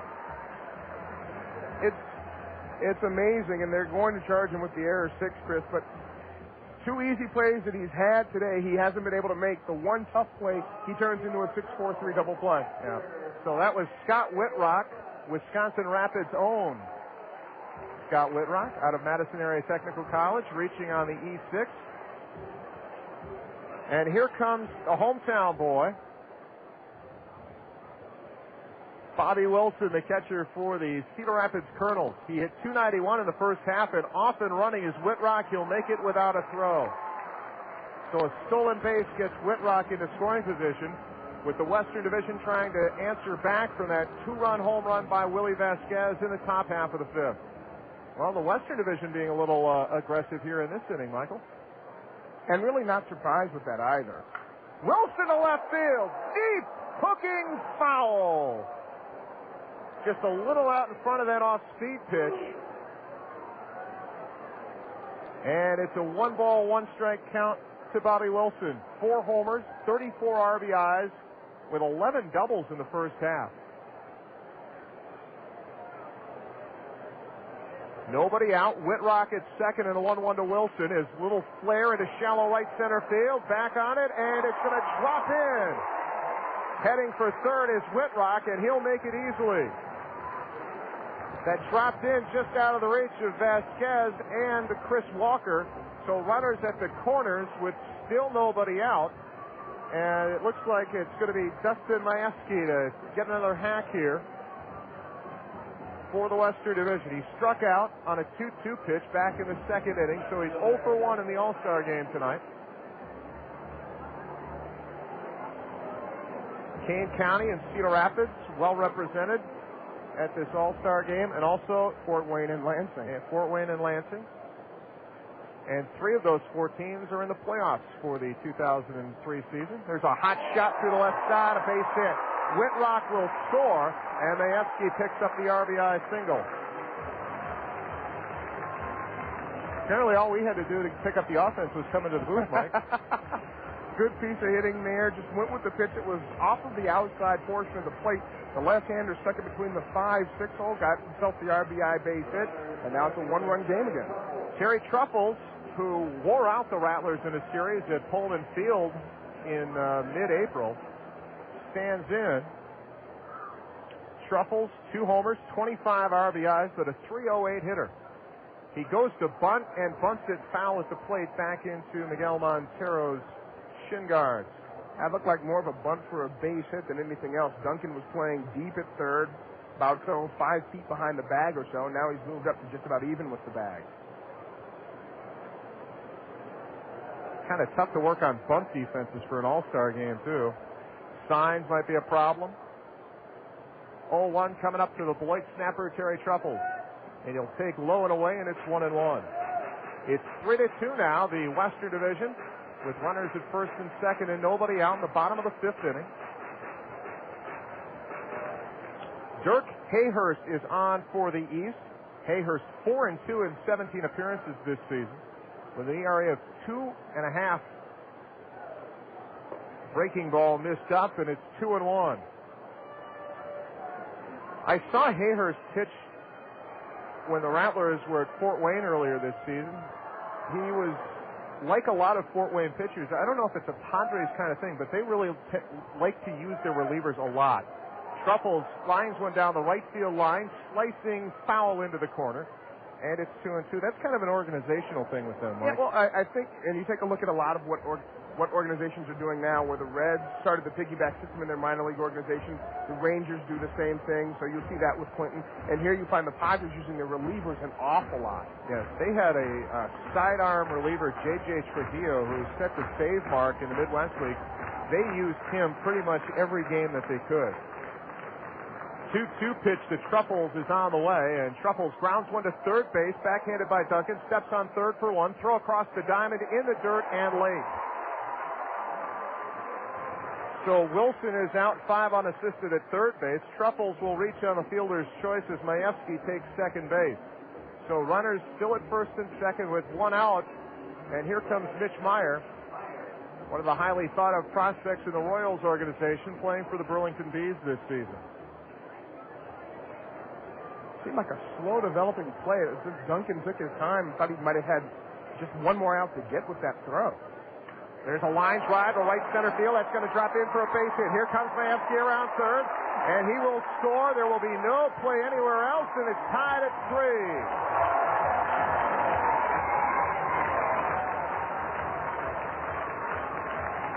3. Mitch Meyer is 2 for 3 tonight with an RBI, and the West getting it done here in the 5th inning. Scoring 2. They have runners at the corners, only 1 out. And here comes the winner of the home run contest, Brandon Wood. Hometown boy, shortstop for the Cedar Rapids Colonels. One of the top picks in last year's draft and one of the top prospects in the Angels organization. And that's saying a lot for as stacked as the Angels and the Colonels have been lately. I mean, just about every position for the Angels, too. And they have, just look at their big club, they're stacked. Wood takes a bender high from Hayhurst, and it's 1-0. And what is fun, and I told John this when they were down in South Bend recently, the fact that you see Casey Costman in the Angel lineup, Dontrell Willis pitching for the Florida Marlins, kids like that, good kids have done great jobs and great things with their teams. There goes the runner from first. Myers going to slide in there safely, and Truffles has to dive back into third. It looked like he was just kind of edging away from the bag to see if that ball skipped into center field. That wasn't a true double steal there. So a stolen base for Meyer, as Meyer had 26 of those in the first half. Gets one in the All-Star game, and there are runners at second and third. The count is 2-0 to Wood, and the game is still tied at 3. Infield will be up at the corners, back at short and second. And the pitch to Brandon Wood. Low, and it's 3-0. We were talking about defenses before, Mike. It's kind of tough to bring the entire infield in here in this kind of situation, because if you do and it gets through, you get 2 runs. Whereas if you play back here, you can still save at least a run. And there's ball 4, and the bases are loaded for the Western Division. And here comes Cedar Rapids Colonel Matt Brown. And Jeff Pico's going to run out, the South Bend Silverhawks pitching coach, and just have a quick chat with Dirk Hayhurst. And I think more than anything, probably just to settle him down. I think that he's been pretty wild. Hasn't been able to find the plate, and when he has, he's left things up, and the guys have been stroking it out into the ballpark.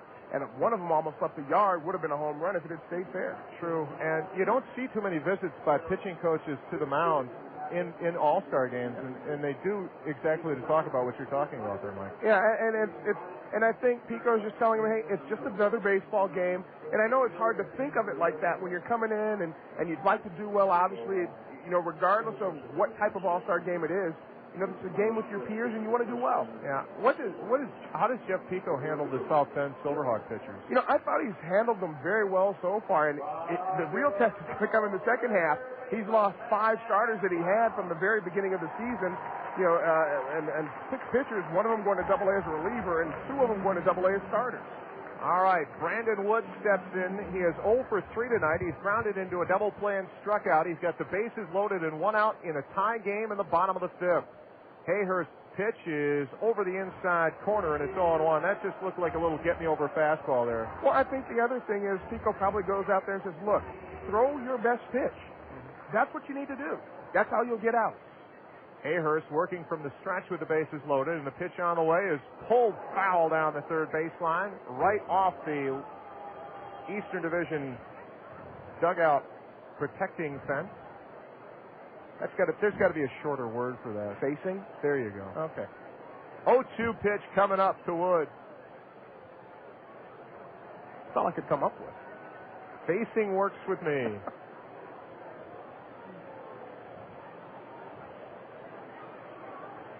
Wood takes outside of a nice scoop by Montero, who really impressed me with his defensive abilities, Mike. And that stop there, he had to backhand the ball, moving to his right.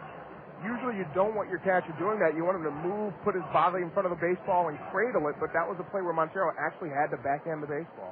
Brown, one of the league leaders in home runs with 16, one of the league leaders in RBIs with 51, waiting on the 1-2 pitch from Hayhurst.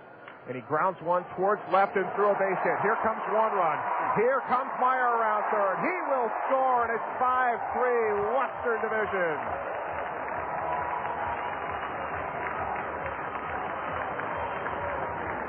So the Colonels are coming through in front of the home crowd. 2-run single by Matt Brown. And the Western Division lead is out to a 5-3 cushion. First lead they have had since they took that 1-0 lead back in the second inning, Mike. And they've done it just by being patient, number one, and then stroking whatever they can find up in the zone from Hayhurst. And that was a good piece of hitting by Brown, too, on a 1-2 pitch. Just get the bat on the ball and put it in play as Truffles skies one to right field. Racing out is Vasquez. Walker coming in. It will be Walker, the right fielder, to make the catch. And that's the second out of the inning, as Rattino was the 8th man to bat. And now here comes Matt Pauley, the 9th man to bat in the inning. And it all started back with an error with Whitrock reached on the Brendan Ryan bobble. Well, again, and we talked about it after it happened, Brendan Ryan has made a couple of plays tonight where they were very easy ground balls, just couldn't handle them. And you think about it, and he's out of the inning right now as Hayhurst, giving up fewer than the 4 runs that's been given up so far. Pauly, a left-hand batter. He's flown out to center and flown out to right tonight, so 0 for 2 for the Colonels' first baseman. He'll take a ball up from Hayhurst, and it's 1-0.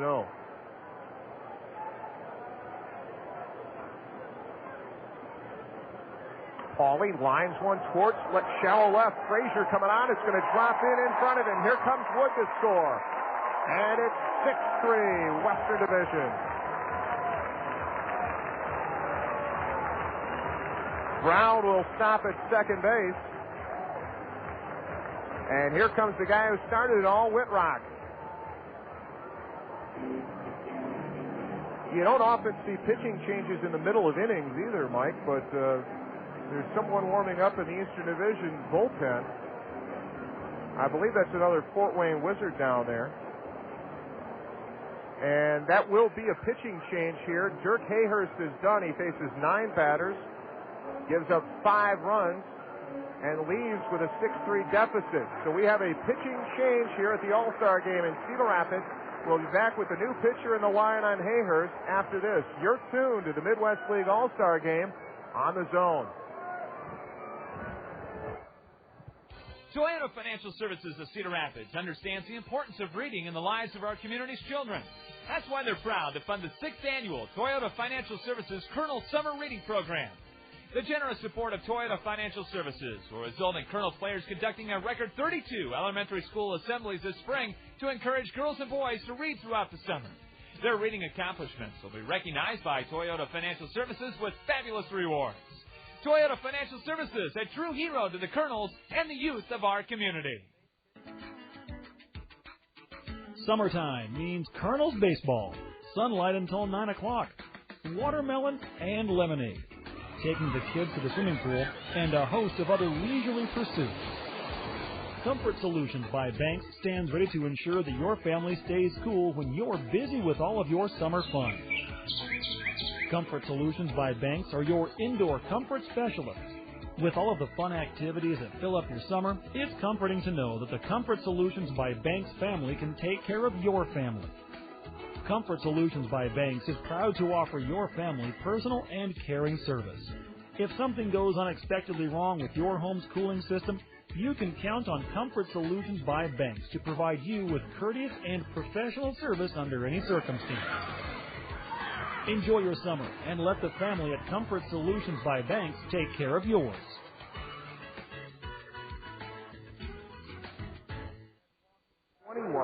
And, the West Michigan folks are high on Andy, but you look at that 8-4 record, but more importantly, the earned run average, which is beneath 3 or below 3 is what I should probably say. All right, Scott Whitrock led off this inning, reaching on the air by Brendan Ryan. And the amazing thing about Baldwin is he has 8 wins, and West Michigan had less than 30 on their first half.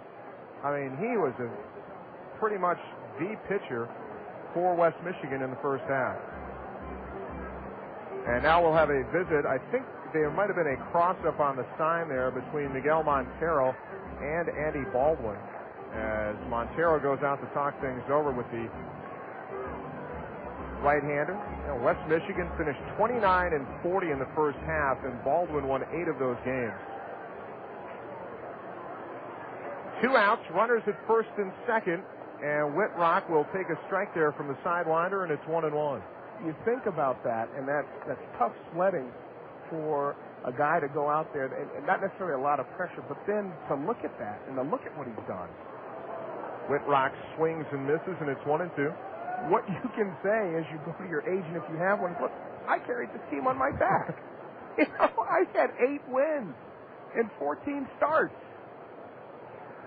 The thing about it is, though, I mean, if he continues to pitch well, he might get himself promoted up to Lakeland or beyond. Whitrock chases one low and away for strike 3, and that will do it for the 5th inning. Can I take a break now, John? All right, there we go.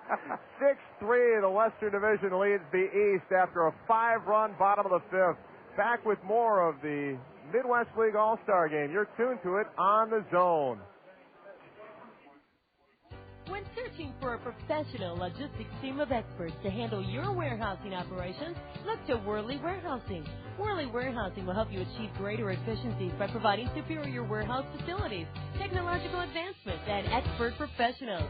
By focusing on technological innovations and keen foresight, Worley Warehousing has grown into one of our nation's leading warehousing operations.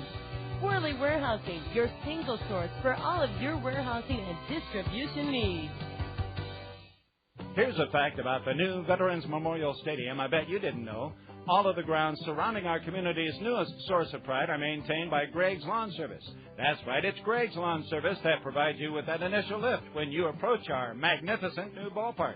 Greg's Lawn Service can put their first-class signature on your yard, elevating it to the same immaculate condition you see around the stadium. Greg's Lawn Service, a cut above the rest since 1983.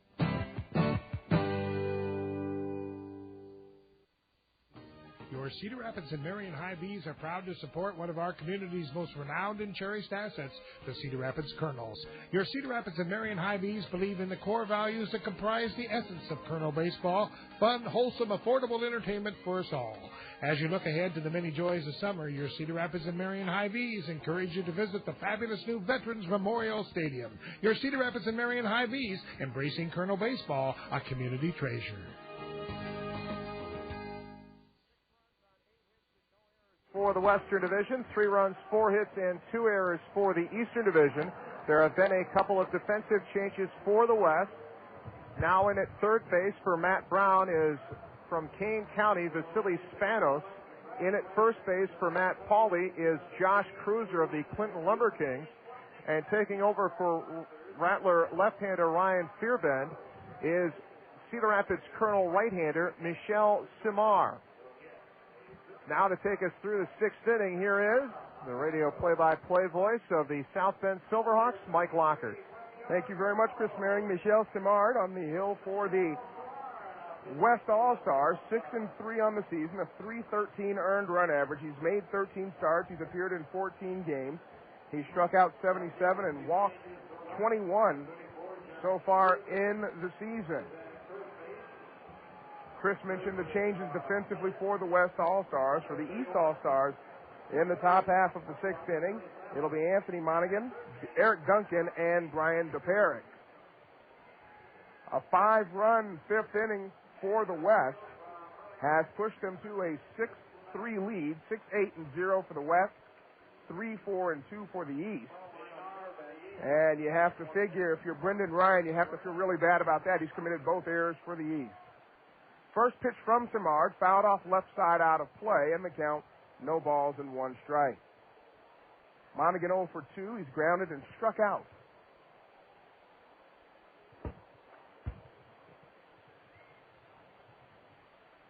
Next pitch, that's rolled toward first, fielded by Cruiser, so he'll get his feet wet immediately. And down goes Monaghan, 1 away. One other change, it looks like, Mike, in left field for Dustin Majewski, who had an RBI single in that 5-run 5th inning, or 5-run 5th inning for the Western Division.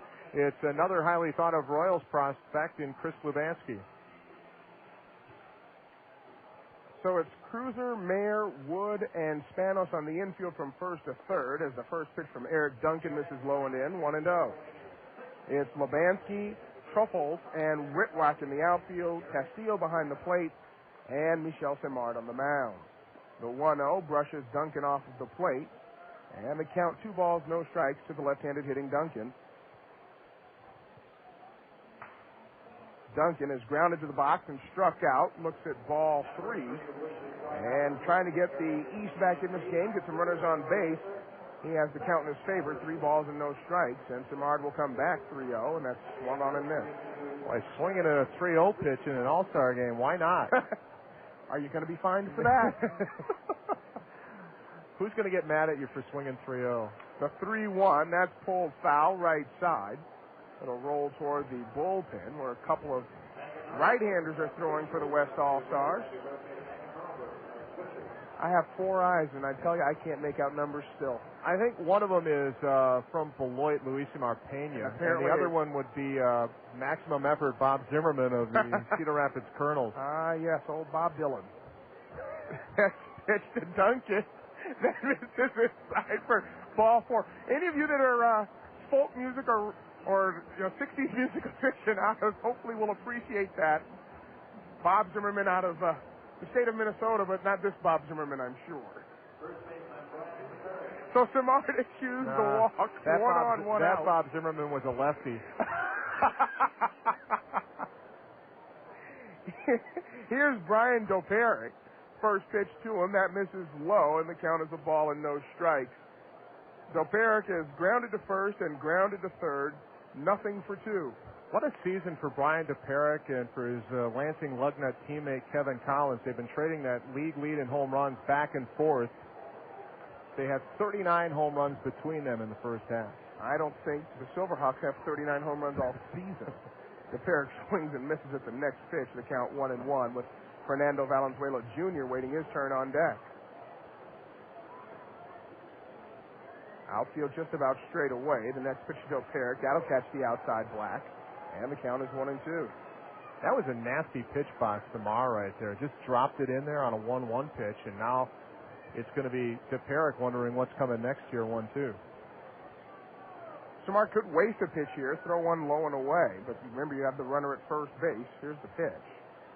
Just missed the inside edge, so really twisting him up and threw one on the inside corner, but that missed, and the count level at 2-2. It's got to be difficult for a pitcher and a catcher to build some kind of chemistry on this short notice. Runner going from first, ground ball left side, fielded by Spanos. He'll go to first in time and on the play. Duncan moves up 90 feet to second. But then again, maybe it's not because, well, not in this case because they're teammates, obviously. But, I think players today are more friendly playing against each other. I mean, they have more experience coming up through the ranks together. I mean, you have a lot of guys who have played college baseball on the same team, a lot of guys who have played college baseball against each other, and we're going to get a pitching change here, Michael. We are going to get a pitching change, but you're absolutely right, Chris, in the fact that, you have a lot of kids that do come up together. I think you see that in an awful lot of sports, not just baseball. I think baseball and hockey might be the two sports where you see that the most, where guys grow up together playing together, but there's a lot of fraternization. There really is. And that drives old school managers nuts. And John Rogers. Bob Zimmerman, the right-hander, has come on to throw for the West All-Stars. So Samard, 2/3 of an inning, gives up a walk and nothing else. And now Zimmerman out of the bullpen, and the right-hander is 4-4 this year and a fantastic ERA under 2 at 1.93. And he is strictly, Chris, a bullpen guy. 24 appearances this season. And you look at his strikeout-to-walk ratio, 45 strikeouts and only 10 walks this season. And he gets everything he can when he delivers the ball. I mean, when I first saw him pitch, when he was just warming up in the bullpen, I'm like, are you kidding me? He's going to come out and throw harder than that? And he does. He doesn't leave anything on the field, to use a cliche there for you. Well, he'll be facing Fernando Valenzuela, who's hitting .300 this season. Fernando with 6 home runs and 37 RBI, and now I'll begin to date myself because I remember watching his father as a kid growing up in Los Angeles. First pitch to Valenzuela. That is taken on the inside corner for a strike, and the count 0-1. Valenzuela hit a home run against the Timber Rattlers back in late April, early May that cleared the right field scoreboard at Memorial Stadium, and that would be the equivalent of hitting it over the right center field scoreboard here in Cedar Rapids. There's a line drive in the center coming on, making a diving attempt is Tropold, and he makes the catch for the final out of the 6th inning. What a play by Tropold on the line drive that started to sink, and he makes the catch just as the ball was about to hit the ground. Nothing doing for the East All-Stars. We're headed to the bottom of the 6th inning. 6-3 the score, the West on top, and you're tuned to the Midwest League All-Star Game on the Zone. Advanced Systems, the leader in office technology, is like a great baseball coach when it comes to office productivity. Advanced Systems makes the most of your team. They do it with the latest technology for office productivity from Canon. They're also like a great trainer. Advanced Systems Advanced Life Support makes sure your office equipment runs at peak levels and fixes it fast if things go wrong. Hit it over the fence with Canon technology from Advanced Systems. Call 832-8291. Business for the 21st century with Advanced Systems. Wow, that's a great smelling cigar. Where'd you get it? The Tobacco Bowl. I thought they'd close up shop. No, the new Tobacco Bowl has new ownership. They're in a great new location in the Town and Country Mall. They've got a super walk-in humidor, greater selection than ever before, lower prices, and you can relax in their Havana Cabana Smokers Lounge while you watch sports coverage on their high-definition TV. Really? That's great. The new Tobacco Bowl. I'm definitely checking it out. The Tobacco Bowl and Cigar Czar on 1st Avenue East in the Town and Country Shopping Center. Whether you're a serious athlete or a weekend warrior, injuries can take you out of your game. Smart athletes know that Physiotherapy Associates in Cedar Rapids are the experts in the treatment and prevention of sport-related injuries. Our expert staff serves the metro and surrounding area high school athletes.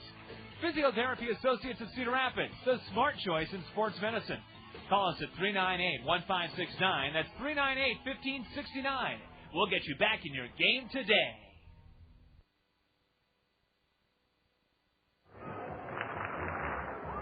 Back at New Veterans Memorial Stadium, Cedar Rapids, Iowa. Glad you could join us. I'm Mike Lockett along with Chris Meering. I'm with the South Bend Silverhawks. Chris with the Wisconsin Timber Rattlers, and John Rogers has been kind enough to let us come in and work a couple of innings in this All-Star game, the 47th annual Midwest League All-Star game. Couple of changes for the East All-Stars defensively. Chris Dickerson now in left field. He plays for the Dayton Dragons. Behind the plate, you'll find Jake Fox with the Lansing Lugnuts. And out at second base with the Fort Wayne Wizards is Peter Ramos. Leading off for the West All-Stars in the bottom of the sixth inning will be Bobby Wilson.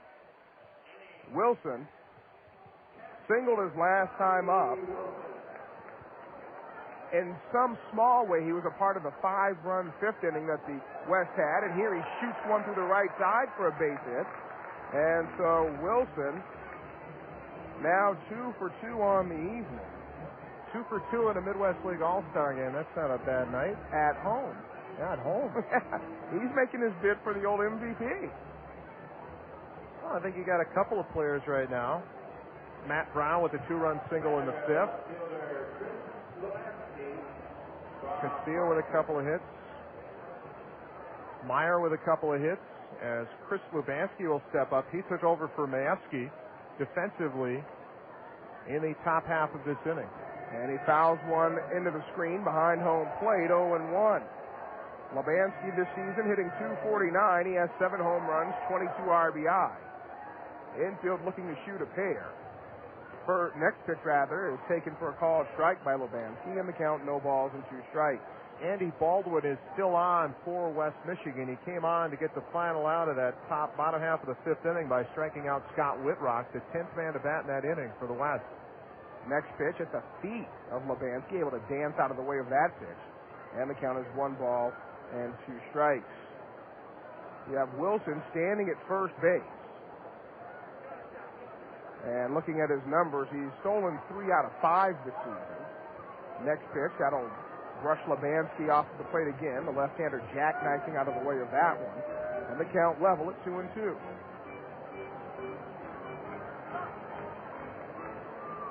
Outfield shading toward left field on Lubanski. Next pitch, swung on. That's hit in the air to center field.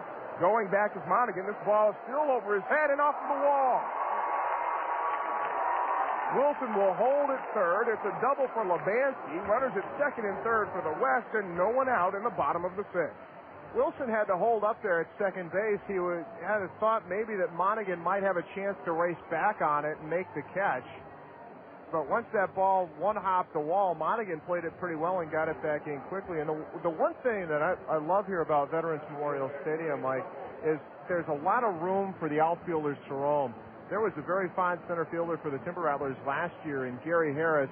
He made an outstanding catch in right center field. He raced all the way back to the wall and just barely made the catch out of the webbing of his glove to save what would have surely been a triple. Infielders are in. First pitch is taken low for a ball to Terry Truffle. Truffle's 0 for 3 so far, but he does have a run scored. That came in the 5-run fifth inning.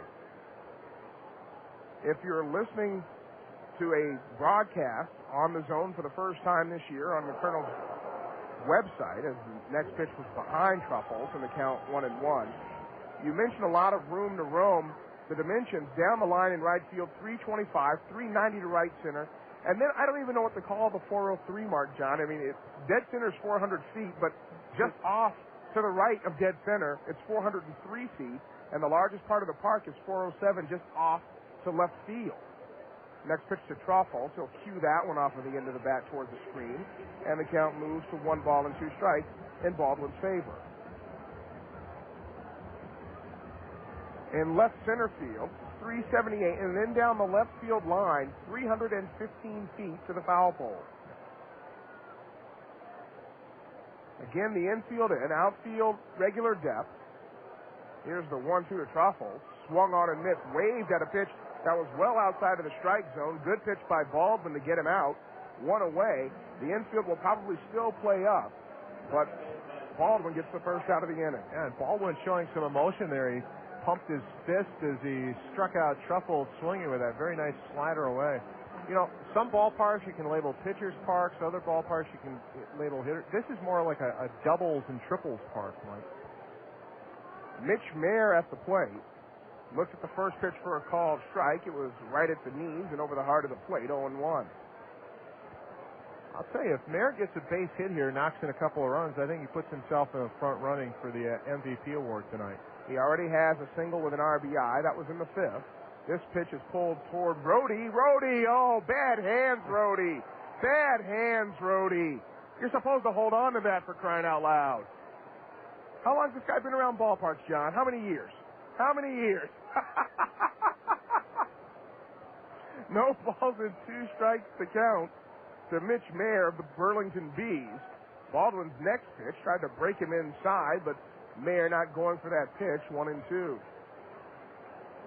Apparently, Rhodey disagreeing with John in the fact that he shouldn't have held on to the ball, but that's E-clubby. I'm sorry. You know, players, they don't ever agree with this official scoring call if it goes against them. Infield still in. Now time called as Mayer backs away from the plate. Now Fox will go out and have a quick chat with Baldwin. Yep. And I should correct myself. It's not the MVP award. It's the Star of Stars award here. I mean, yeah, I believe it. The Star of Stars. I thought that was Jackie Gleason. Your show of shows. That was just. Oh, okay. That's right. I'm sorry. A ball and 2 strikes to Mitch Mayer. Bottom of the 6th, 6-3 West leading the East, and Baldwin just missed the outside edge with a breaking pitch. Yeah, Baldwin wanted that one. Fox did as good a job as he could to try to frame that one for the home plate umpire, Chris Bakke, but Bakke wasn't biting. Here's the next pitch. That's grounded. Foul. Almost got Bobby Wilson, who was standing in foul territory about 4 or 5 feet away from the foul line and off of the bag down the line. Almost got his kneecap. Good, one of those Joe Pesci movie jobs there. 2-2 the count, 1 out. And again, we're in the bottom of the 6th inning. The West leading the East, 6-3. Baldwin set, deals. That was inside to Mayer. And so now it's a full count, 3 balls and 2 strikes. Mayer singled in the 1st, struck out looking in the 3rd, singled in a run in the 5th, and now stands at the plate with a 3-2 count against him, and Andy Baldwin trying to get him out. 1 away with runners at 2nd and 3rd. The pitch missed inside, and the bases are loaded. Well, Brandon Wood coming up to the plate here. His walk loaded the bases back in the bottom half of the 5th inning, and then Matt Brown followed through with a 2-run single. But now it's Brandon Wood, who again won the home run hitting contest in the pregame show and put on a real nice display. That was a really nice home run hitting contest. Scott Whitrock and Matt Brown were the finalists, and Brown won it. So bases loaded for the West. First pitch to Wood, that missed outside. Fox having to move to his right and backhand the pitch, and the count 1-0.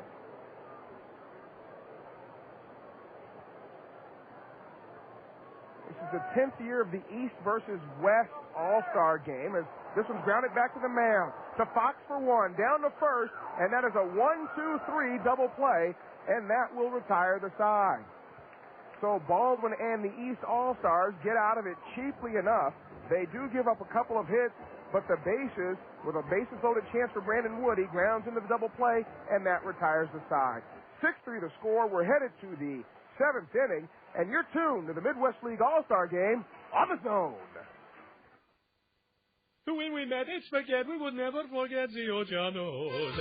Now it's where mi amore and I dine in. We carry out the lunch and the dinner all the time for lasagna, ravioli, mandacati, cannelloni, tortellini, or try their delicious salads and sub sandwiches too. The Ojanos is the hometown taste of Italy. For your next meal with friends and a family, remember the Ojanos with 5 convenient locations for the pasta that makes you sing.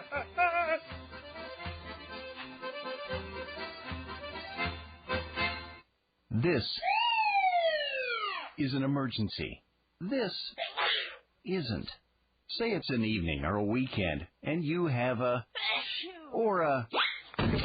you don't need, but you'd rather not for your doctor's office to open. That's when it's time to visit a Mercy Care Urgent Care Clinic. Just walk in, limp in, or even crawl in. And a Mercy Care physician will help you feel better faster. There's a Mercy Care Urgent Care Clinic near you. Mercy Care North in the new Mercy Health Plaza on Council Street Northeast, and Mercy Care South on Edgewood Road Southwest. Open Monday through Friday, 7:30 a.m. to 9 p.m., and weekends, 8 a.m. to 4 p.m. So next time you have... visit a Mercy Care Urgent Care Clinic in your neighborhood. Well, thanks to Chris Maring and Mike Lockhart, the voices of the Wisconsin Timber Rattlers and the South Bend Silverhawks, respectively. We're expecting Randy Wayhofer, the play-by-play voice of the Burlington Bees, to join us shortly, but a fellow you were introduced to during our recent series, our series finale, as a matter of fact, last Thursday evening in Battle Creek, Michigan, a University of Iowa graduate from Aurora, Illinois, a terrific young sportscaster. And Jeff Hem, this has been a lot of fun tonight. This has been a lot of fun, and for you, John, nice to see the Cedar Rapids Colonels doing their part on this evening. Yes, they were a big part of the West 5-run 5th inning. Luis Pena is now pitching for the West as we start the top of the 7th inning. Again, momentarily, we expect Randy Wayhofer to join us.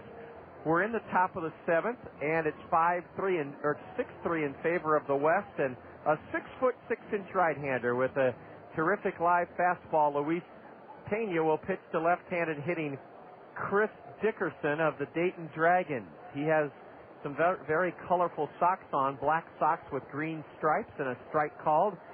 Jeff Hem, this fella is the cousin of former NFL star Eric Dickerson. And now he awaits the 0-1. And that's a called strike. Jeff will take us through this 7th inning, and hopefully Randy Wayhofer will be joining us. But Jeff, have a great time describing the action. Thank you. Pena into the line. Here's the 0-2, and Dickerson takes well inside for a ball. It's 1-2. It's 6-3, the West leading here in the 7th inning. Top half of the 7th, and the East in the batter's box to start with Chris Dickerson. And now the very tall Luis Pena delivers the 1-2 to Dickerson. That's a called strike 3, 1 down. Dickerson called it, and it was on the outside corner for strike 3, so there's 1 away now. And there's going to be a pinch hitter, I believe, John, as this is Jake Fox after he came into the ball game defensively. He's batting for the first time, you're right. So Jake Fox will step in from the right side against Luis Pena. Luis Pena on the year is 6-2, the ERA at 3.30. And the pitch. That's a ball high. Luis Pena from the Beloit Snappers, team that finished in the middle of that Western Division after this first half. Here's the 1-0. And that's a called strike, 1-1. Our McDonald's speed pitch indicator caught that slider at 91 miles an hour. For a slider, that's not too shabby. Now the 1-1. The righty delivers to the right-handed batter, low for a ball in the dirt, and it's 2-1. 1 away here in the 7th, 6-3 the West. Much of the action happening in the 5th inning, at least for the West, when they got 5 runs. They batted around, and they have a comfortable 3-run lead. Now the 2-1. And that's a ball outside. It'll go full. Jeff, a graduate of the University of Iowa, does the games along with Greg Morris on the internet for the Battle Creek Yankees. Luis Pena now coming back. Here's a line drive towards second. Mitch Meyer from Burlington will field, throw to first, and there are 2 down. Boy, Jeff, I thought what you did. I thought that was hit on the line, but he chopped it off the dirt and right in front of home plate. That thing took a super ball hop out to Peter Ramos at second base. Yes, Peter Ramos. No, that's Mitch Meyer. Excuse me. Yep. And Meyer was able to field it with a lot of backspin on it. Threw over to first, and there's 2 down. And it looks like we're going to have a pitching change. Luis Pena has retired the first 2 here in the 7th, and Dave Joppi is going to bring in a new hurler, and I'll try to help you out, Jeff. Looks like another snapper. Yes, it is.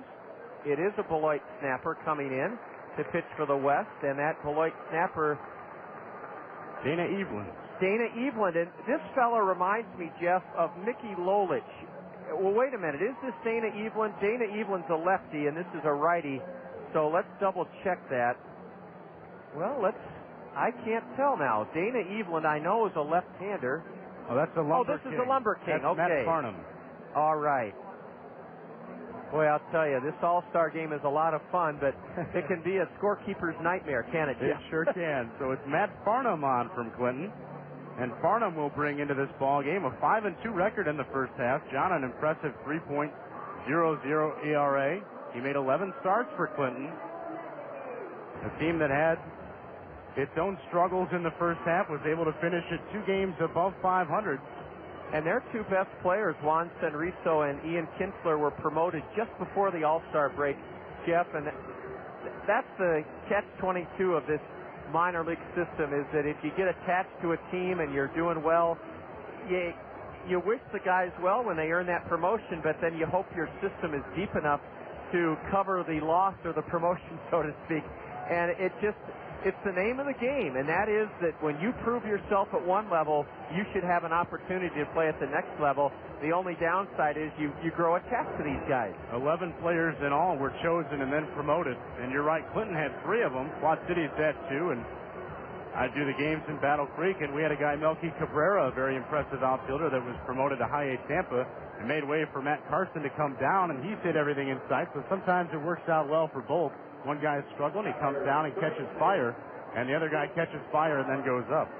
Well, Jeff, you've done a great job, and I'm going to bring in your colleague, Greg, because Randy Wayhofer may be involved with the Burlington Bees, or he's a new father, so we're going to let Greg, you two are a great team, so Greg, if you could come on in. I hope you haven't had a few too many suds. Greg, you look real ready to go to me, and you guys have a great time here in the 7th and 8th, and if Randy joins us, then so be it. But Greg, introduce yourself to our listeners and join your regular partner, Jeff Hem. It's great to have you aboard, Jeff. Let's slide you in here, bud. Matt Farnham is delivered 0-1. It was a foul ball off to the right by Brendan Ryan, the shortstop from the Peoria Chiefs. So my partner Greg joins me. It's 0-1, and now Ryan with a swing, and he taps it foul straight back. It's 0-2 with 2 down. 6-3 West here in the 7th. Going out, partner. How you doing, man? A little change of scenery for us. It is a little change of scenery. We'll be back here in just a short time in the second half, and can't wait to see John Rogers again and live this beautiful ballpark for 4 more days. That's it's right. been great. That's right. So Matt Farnham, the Clinton Lumber King, is on the hill. The right-hander working against Brendan Ryan. And now the righty goes into his line, and here's the 0-2. Swing and a miss, strike 3.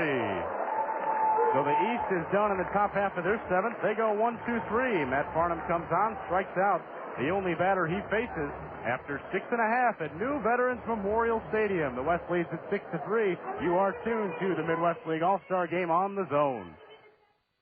Papa John's pizza, it's so good. Better is best, that's understood. Better call Papa John's tonight. Better call Papa, he's got it right. Better ingredients, better pizza. Papa John's.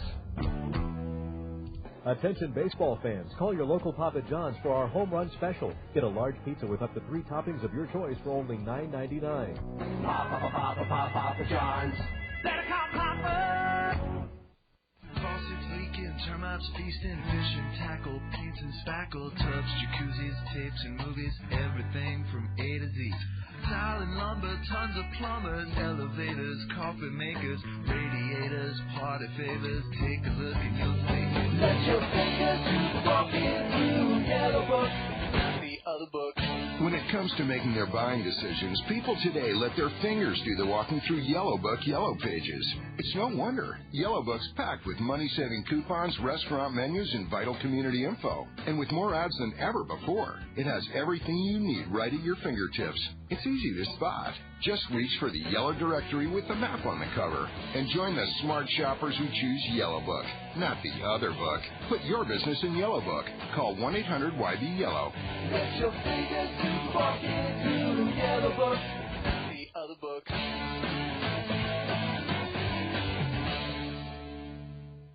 Butterflies in your stomach. You know the feeling, like when you're not sure you found the best loan. Well, set those butterflies free. Talk with a knowledgeable banker at Wells Fargo. Whether you're interested in a home equity loan, mortgage, or auto loan, they can help you find a product that's just right for you, including unique financing options you won't find anywhere else. And every Wells Fargo loan has competitive rates and affordable payment options. So be sure you found the best loan. Call or visit Wells Fargo. Wells Fargo, the next stage. Wells Fargo Bank and Equal Housing Lender. Creek Yankees team that just barely came short on making a run at a first half playoff berth. They'll go for it in the second half. Of course, South Bend and Lansing and then Clinton, or check that, Kane County and Cedar Rapids, 4 teams clinching their spots. But Paul Thorpe now will go to the mound for the Battle Creek Yankees and for the East All-Stars. It's 6-3 here in the bottom of the 7th.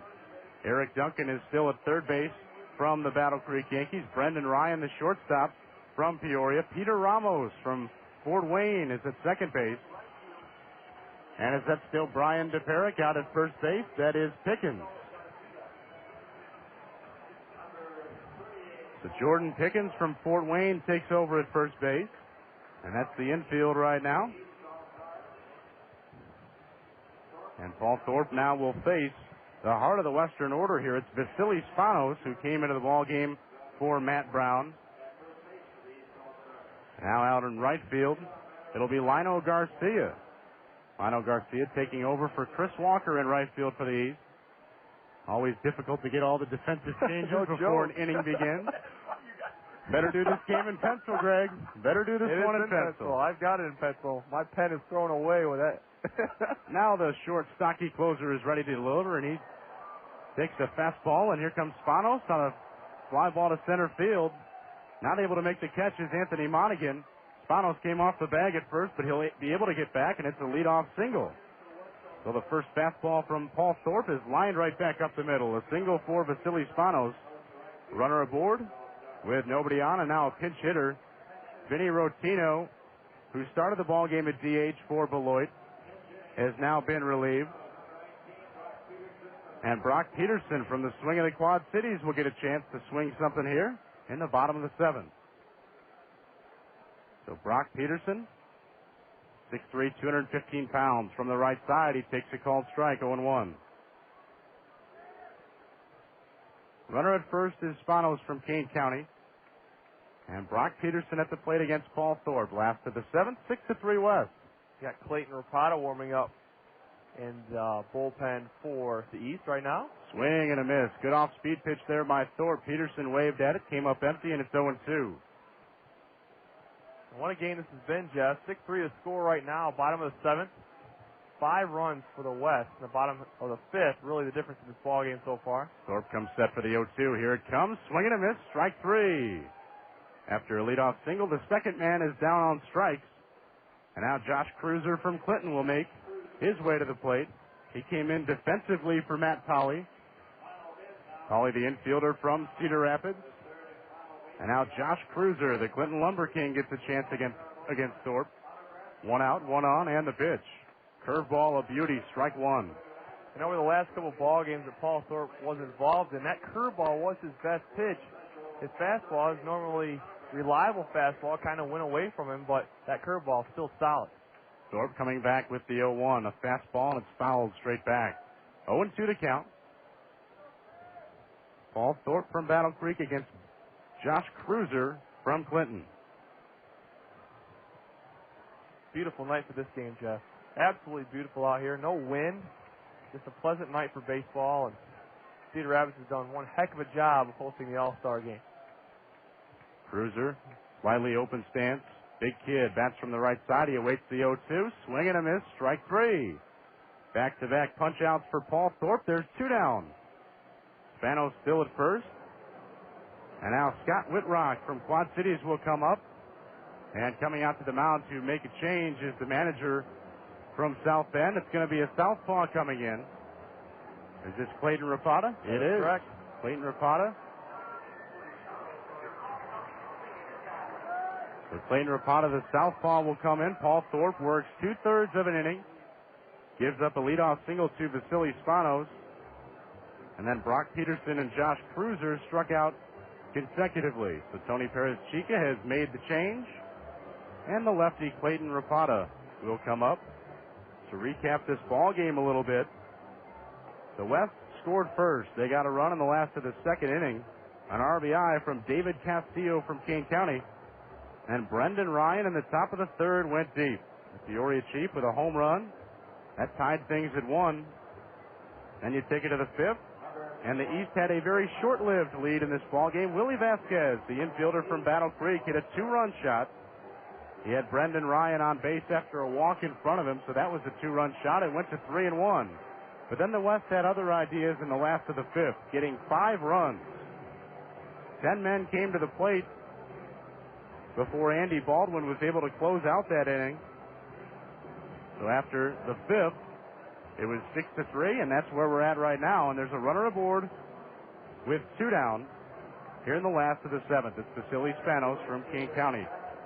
And Greg, what a run Scott Whitrock made in the home run derby before this ball game. Yeah, he did, and came up a little short, but he did very well getting in the top 2. He gave way to the hometown winner, the shortstop from Cedar Rapids, Brandon Wood, and this one's fouled off. I think it's it was rigged. 0-1. We'll talk to John Rogers after the ball game. Maybe something going on there. I was thinking if he had a grand slam with the bases loaded, then it was really rigged, but he didn't do that, so maybe it wasn't.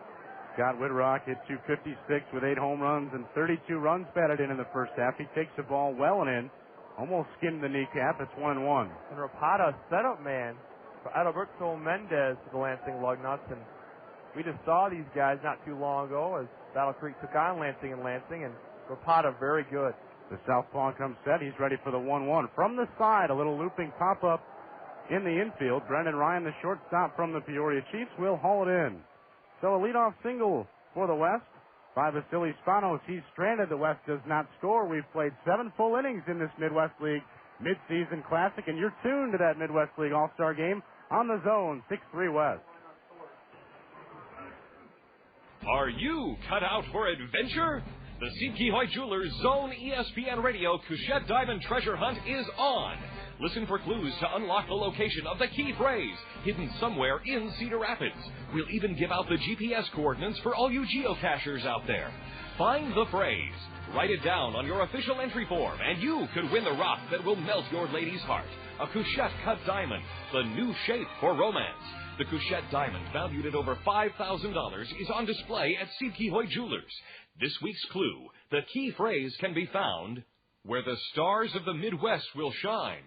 Log on to the Zone1600.com for this week's GPS coordinates. Official rules and entry forms at Steve Keyhoe and online at the Zone1600.com. You must be 18 years or older to enter. Take a chance at some serious bling-bling. Find the Couchette Diamond key phrase, and you could win. Sponsored by Steve Keyhoe Jewelers and the Zone ESPN Radio 1600 AM. There is a one-stop service center for your car or truck. Webb's Transmission in Cedar Rapids, where Mike, Tracy, and the gang will take care of your automotive needs.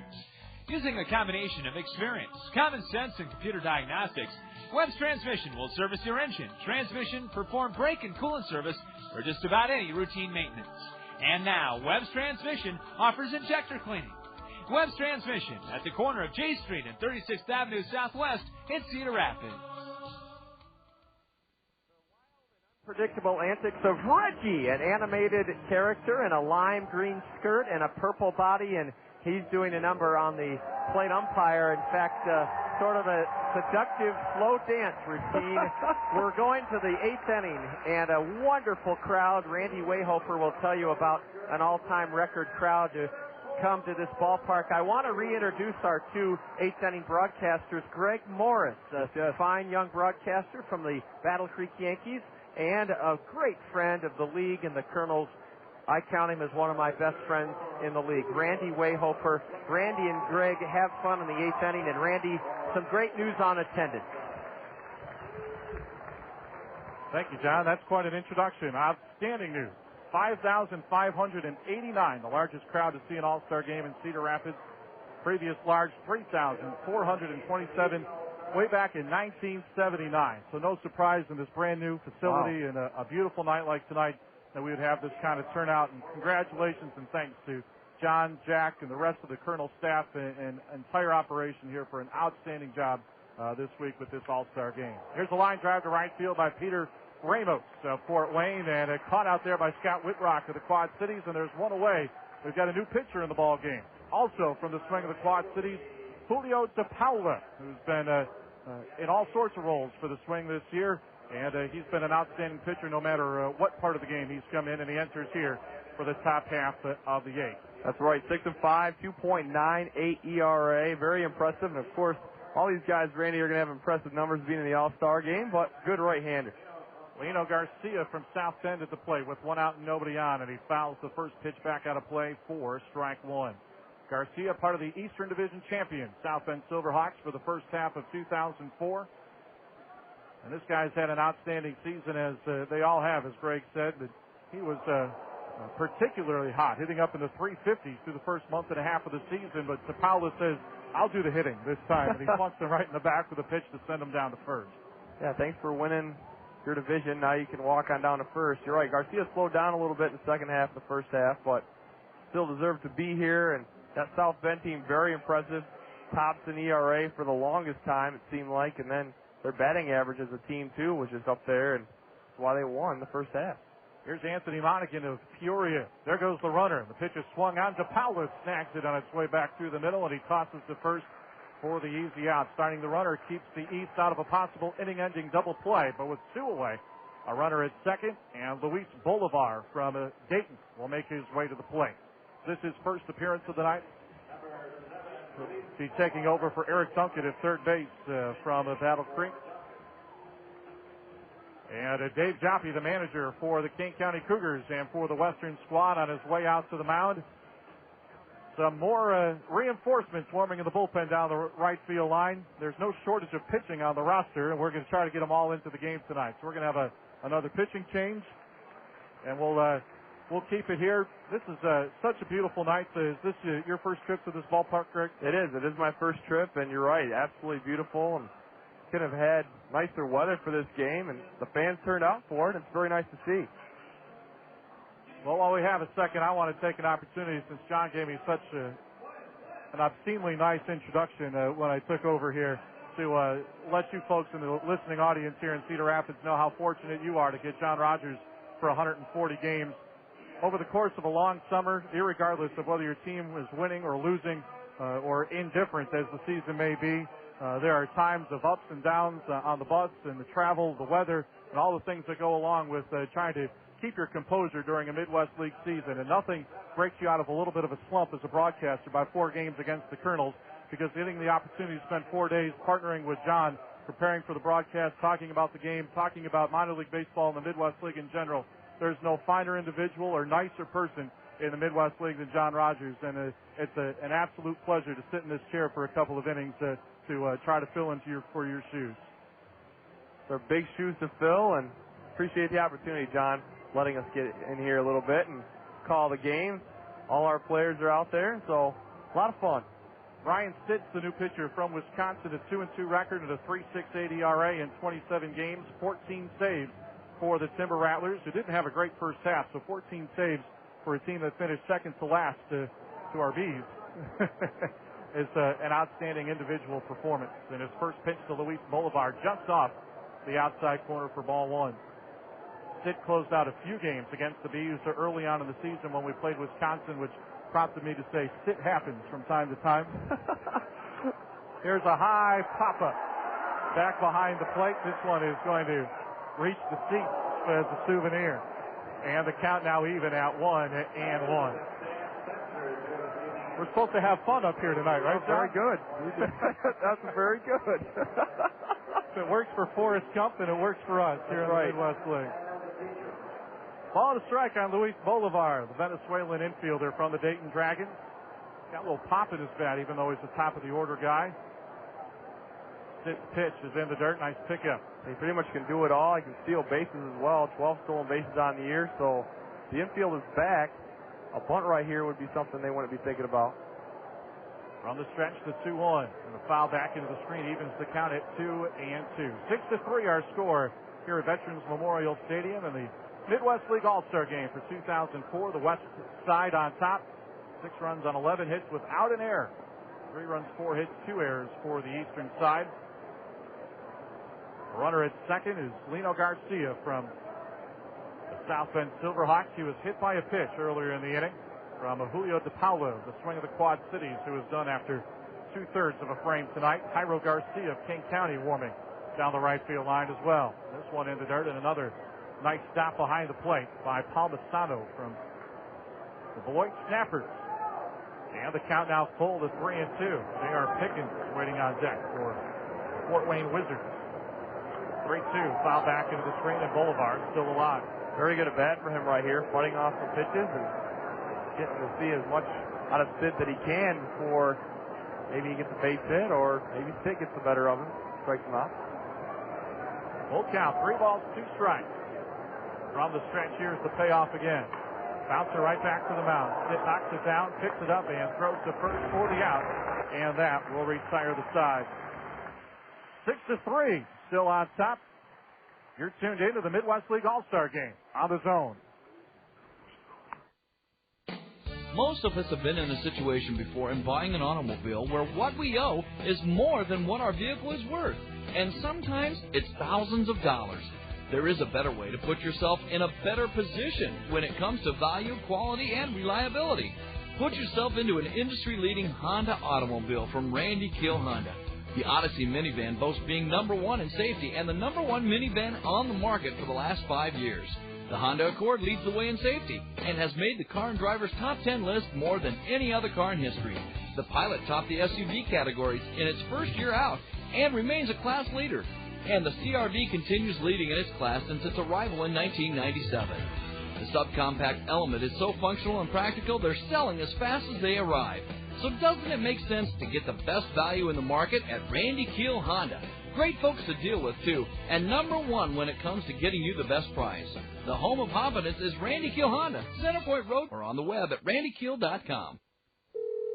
Emergency hotline, can I help you? Yes, I need help. All right, sir, what's the problem? I can't taste my beer. I feel it in my mouth, but there's no taste. Okay, sir, this is what I want you to do. Put the bottle down and step away from the beer. Okay. Walk straight to the corner store and pick up a 6-pack of Miller Lite. Okay. Don't worry, it's going to be all right.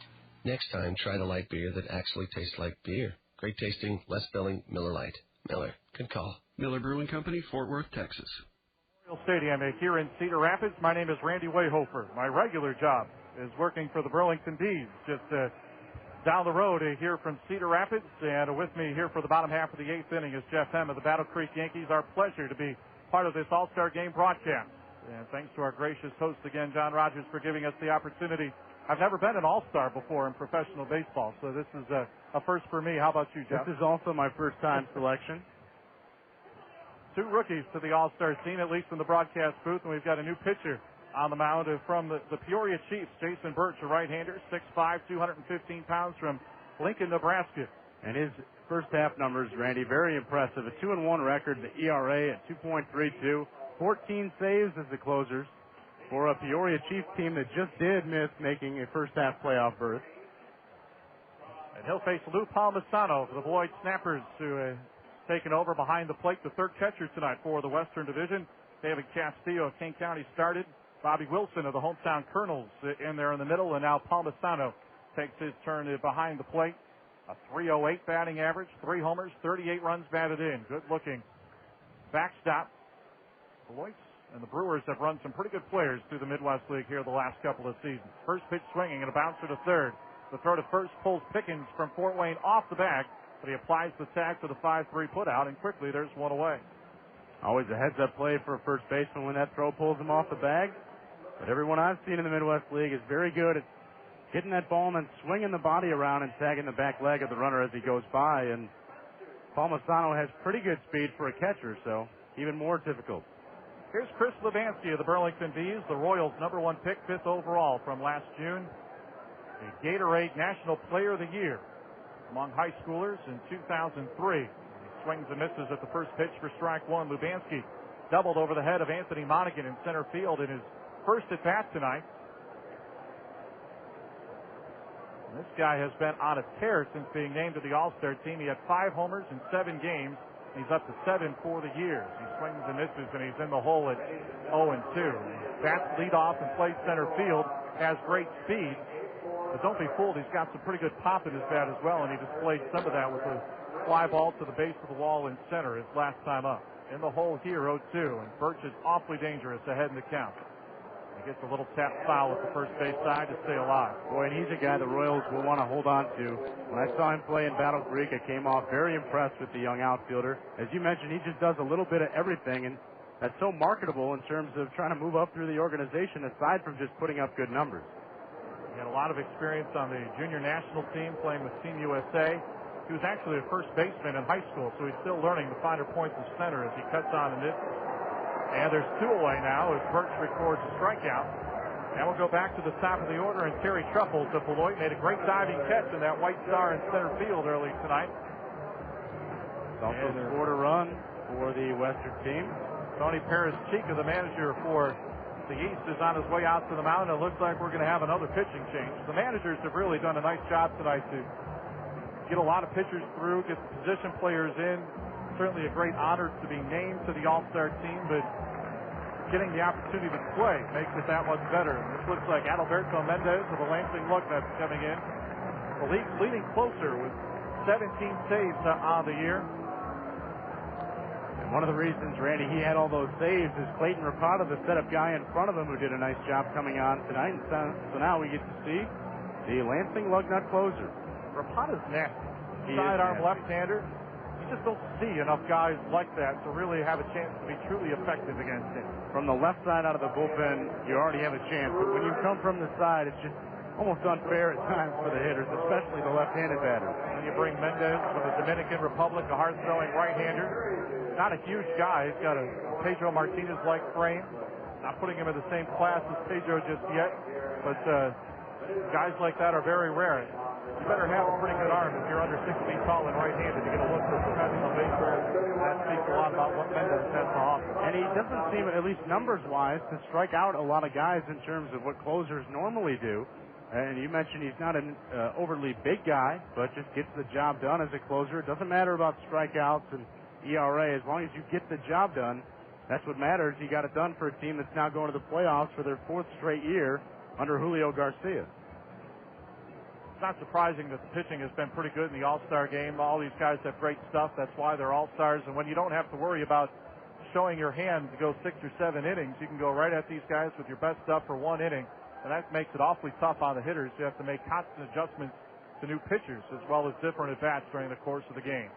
Back to live action as Truffles stands in and swings and foul tips the first pitch back into the glove of the catcher for strike one. Truffles had a good first half, hitting over 300 for the Beloit Snappers, a team that finished over 500 in the first half. And you figure Kane County and Cedar Rapids out of the picture now for playoff berths. Got to figure the Snappers will make a run at one in the second half. Here's the 0-1. Pop foul right side. This will get out of play, and it's now 0-2. Put a guy like Lou Palmisano in a lineup with Terry Truffles, and the Snappers already with those 2 guys have a good start. So many things can happen over the course of a long Midwest League season. The opportunity to start 0-0 on Thursday is appealing to a whole lot of clubs right now. Here's the stretch and the 0-2. Just off the outside corner, now a ball and 2 strikes.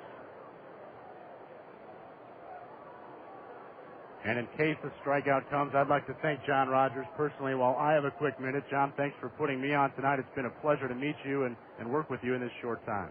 Here's the 1-2. Swing and a miss. Fouls up 93 with a fastball with a breaking ball in the dirt at 77. That is filthy. A strikeout for Truffles that ends the bottom half of the eighth. Still a 6-3 Western Division lead as we go to the ninth. You're tuned to the Midwest League All-Star Game on the Zone.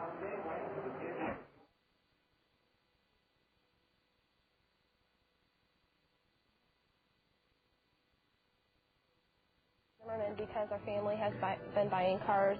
I guess we're probably the third generation to buy cars here at Zimmerman. My family's bought 18 cars at Zimmerman's. 18.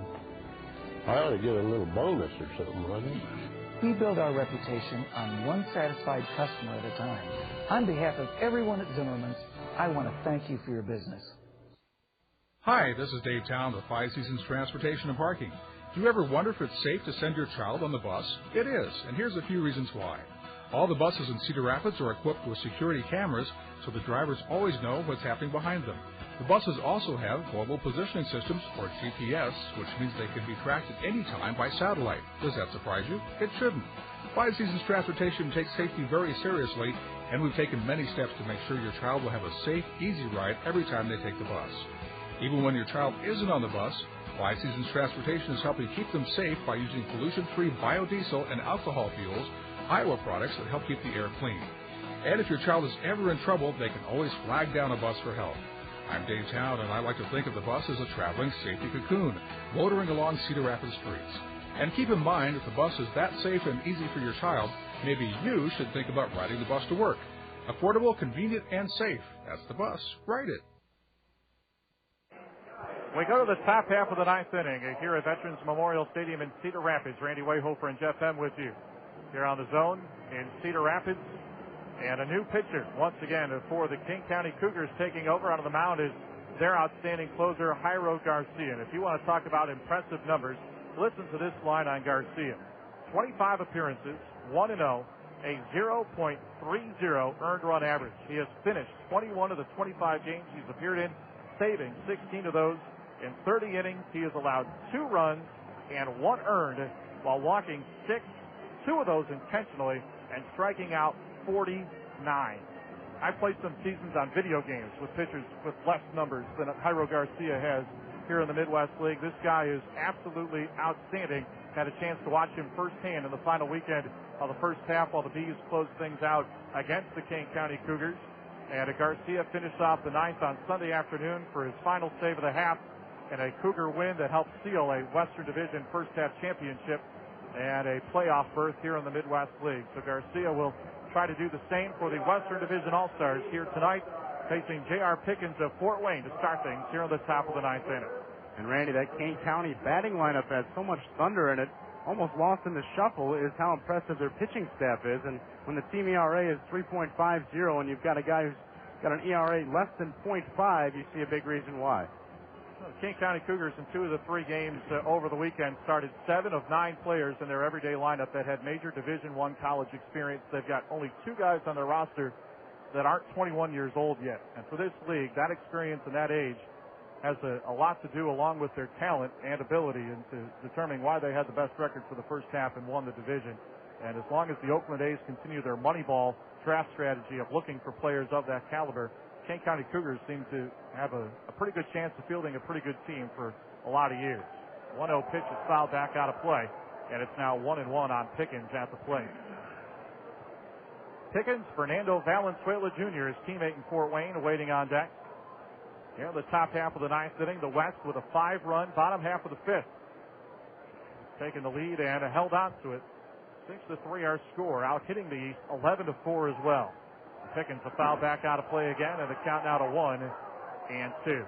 Randy, here in the top of the ninth, this has been a great ball game. West leading at 6-3, and a record crowd here at Veterans Memorial Stadium of 5,589. Obviously, a great ball game going on the field, and they're also sticking around for a great fireworks show that's coming after this ball game. 1-2. Just missed a little bit low, and the count now even at 2 balls, 2 strikes. I've seen a few fireworks shows here at Veterans Memorial Stadium. They're always very good. Just the overall organization of this event has just been so impressive to me in my first Midwest League All-Star game. It's just been great. 2 balls, 2 strikes. Garcia from the belt and the pitch. Missed down and in, and the count now full to 3-2. The field looks outstanding. was a great time last night at the party. Midwest League folks can usually throw a pretty good party. Most of the people around the league don't need much prompting to enjoy the party either, which is the nice thing. Here's the payoff pitch. A little bit low, ball 4. Stop the presses. Jairo Garcia walked the guy. I mean, that's news. So Pickens heads down to first, and Fernando Valenzuela Jr. makes his way to the plate. You're probably too young to remember his father, huh? Oh, I know his father. I didn't get to enjoy much of his playing days, but the video I've seen is just filthy stuff. John, how come we don't get any older, but the rest of the broadcasters in the league keep getting younger? That's what I don't understand.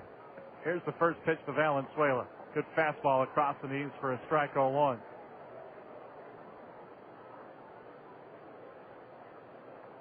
What a beautiful night for baseball. You know, the flag not moving much out on the pole in center field, but to be down in the stadium, very comfortable tonight. There's air moving around, and it really, you couldn't paint a prettier picture for a ball game than what we have here this evening. This one down and in, and the count now even at a ball and a strike. Valenzuela from Los Angeles. Is his dad still pitching in the Mexican League? Fernando has one of those arms that just went on forever and ever and ever. I think he might be. I think he's still around, still firing up that left arm. It's a good thing for Fernando Jr. that he doesn't look at the sky before the pitcher throws, though, or he probably wouldn't be in the All-Star game. There's a foul straight back into the doors that lead onto the field behind home plate, and the count now to 1-2. Well, the folks with those premium seats weren't paying attention. They are now. Valenzuela woke him up, and now, Rhodey dropped the foul ball earlier. It doesn't count when you run out and grab it. We're talking about catching a ball on a fly, and that's just unacceptable for a guy as experienced as he. He's got the best hands of anybody I've ever seen when the ball has stopped moving. And he's never made an error in trying to pick one up. Here's the stretch. And the 1-2. And the dirt. Nice stop. And the count to even at 2 balls and at 2 strikes. Valenzuela built like his father, so he is a double play candidate if he were to hit the ball on the ground. Burlington Bees representative Mitch Meyer out at second base. That might be a bit of an adventure. Mitch was a catcher in college. The Royals are trying to move him to third base. He's never played second at a level higher than 13-year-old Pony League ball, according to his dad. It's a toss to first. And I talked to Mitch last night at the party, and I said, so you're ready to play second base? He said, I had to call Angel Sanchez, who's the Bees' regular shortstop, and ask him, how do you play second? I don't think any heat-seeking missiles have found him over at second base yet tonight, so when you got a bat like his, they find places for you to play. Swing and a miss. Valenzuela's down on strikes, and there's one away. There's the good fastball from Garcia. And Valenzuela does what his father was able to do to so many guys throughout their careers. Strikeout. Chris Dickerson from the Dayton Dragons will stand in now. A .275 batting average on the year, just 1 home run and 17 runs batted in. He's spent some time on the disabled list, so his numbers maybe not as gaudy as some of the others that have been selected to this team. In fact, this is the first time I've seen Dickerson at the plate. He was not available for the entire series. The Dragons played at Community Field earlier this year. Garcia misses down and in with ball 1. I was able to see him play in Dayton, and he was very impressive out in the outfield. He can cover a lot of ground out there. He's got speed for a big kid. Outfield play straight away. Cruiser, the first baseman, holding Pickens on the bag. 1-0. Bouncer right to Cruiser. He steps on the bag for 1. The throw down to second is not in time. Force play taken out as Cruiser stepped on the base, and his throw just a little bit high. And the Colonel starting shortstop Brandon Wood still in the ball game out there receiving that throw. So Pickens is safe. 3 unassisted to put out over at first, and now the East is down to their final out. And it's the catcher, Jake Fox from the University of Michigan, the Big Ten rival of yours, making his way to the plate. Big Ten's got a lot of representation in the Midwest League this year. Yeah, but him being a member of the Big Blue, I won't hold that against him too much. We are in Iowa, and Hawkeye fans may need to know that he went to Michigan. There's a foul back into the screen for strike 1. You've got Fox from Michigan, Luke Appert from King County from the University of Minnesota, Vasily Spanos from the Indiana University. All 3 of those were first-team all-conference in the Big Ten. That's not usually the case, but they could stay so close to home to start their professional careers as these three have done here in the Midwest League. That's good for the league as well as the players. 0-1, broken bat, roller to third. It is Spanos who has a chance to throw out his former Big Ten opponent, and the throw to first is in time to complete the 5-3 putout. And the 2004 Midwest League All-Star Game is in the books, and the hometown Western Division, to the delight of the fans on their feet, applauding the performance of the players today here at Veterans Memorial Stadium. 6-3, our final score. The fireworks coming up next here at Veterans Memorial Stadium. The All-Star Game presented by Rockwell Collins, as well as many other sponsors for the Colonels in the Cedar Rapids area. A wonderful night of baseball, and now the fun is truly just beginning as the post-game celebration is about to get underway. And how about this? Tonight's most valuable player from the Burlington Bees, it is Mitch Meyer. 2 for 3 with an RBI, a run scored, a stolen base. Meyer thrown into the starting lineup because hometown Colonel second baseman Howie Kendrick placed on the disabled list. And Meyer, playing for the first time in nearly 10 years at second base, turns in an MVP performance as the West goes on to a 6-3 victory. Only in baseball in the Midwest League can you have such a Disney-like script come to a conclusion on such a beautiful night. Well, after Brandon Wood won the home run derby and all the Colonels did so well during this game, we were starting to wonder what involvement John Rogers had behind the scenes to make all these Colonels do so well. But now that Mitch Meyer is the MVP of the game, we know that John Rogers was not involved in any conspiracies. Sometimes you just have to lay a little bit more thunder on the scorer's palms than John did, and that's why I was a little bit late coming to the booth. I had to make sure that Mitch got his due. 6-3, our final score. We're going to bring John back to help wrap up the entire broadcast in just a moment. Thanks so much for tuning in. You're tuned to the Midwest League All-Star Game here on The Zone. It's one of those rituals of summer, mowing the yard. And when you're done, what do you do with the clippings? Well, your friends at Cedar Rapids Solid Waste and Recycling encourage you to leave those clippings on your lawn. This practice is called grass cycling, and it reduces your lawn's fertilizer needs because those clippings contain nitrogen, phosphorus, and potassium. Grass cycling also helps crowd out weeds and build a healthier lawn. When you leave those clippings on your lawn, you reduce waste and save landfill space. Knowing who you are is important. At Kirkwood Community College, we know who we are. We are accessibility. We are quality. We are opportunity. We are community. Who are you? We can help you learn. Kirkwood.edu. When it comes to fun in the new Veterans Memorial Stadium, nothing compares to the Westdale Mall Mix 96.5 FM Home Run Hot Tub. As you bask in the soothing comfort of the Westdale Mall Mix 96.5 FM Home Run Hot Tub, you'll be taking in the action from a breathtaking perch just above the left field wall. Register for your chance to be drawn as the winner of the Westdale Mall Mix 96.5 FM Home Run Hot Tub by visiting Westdale Mall.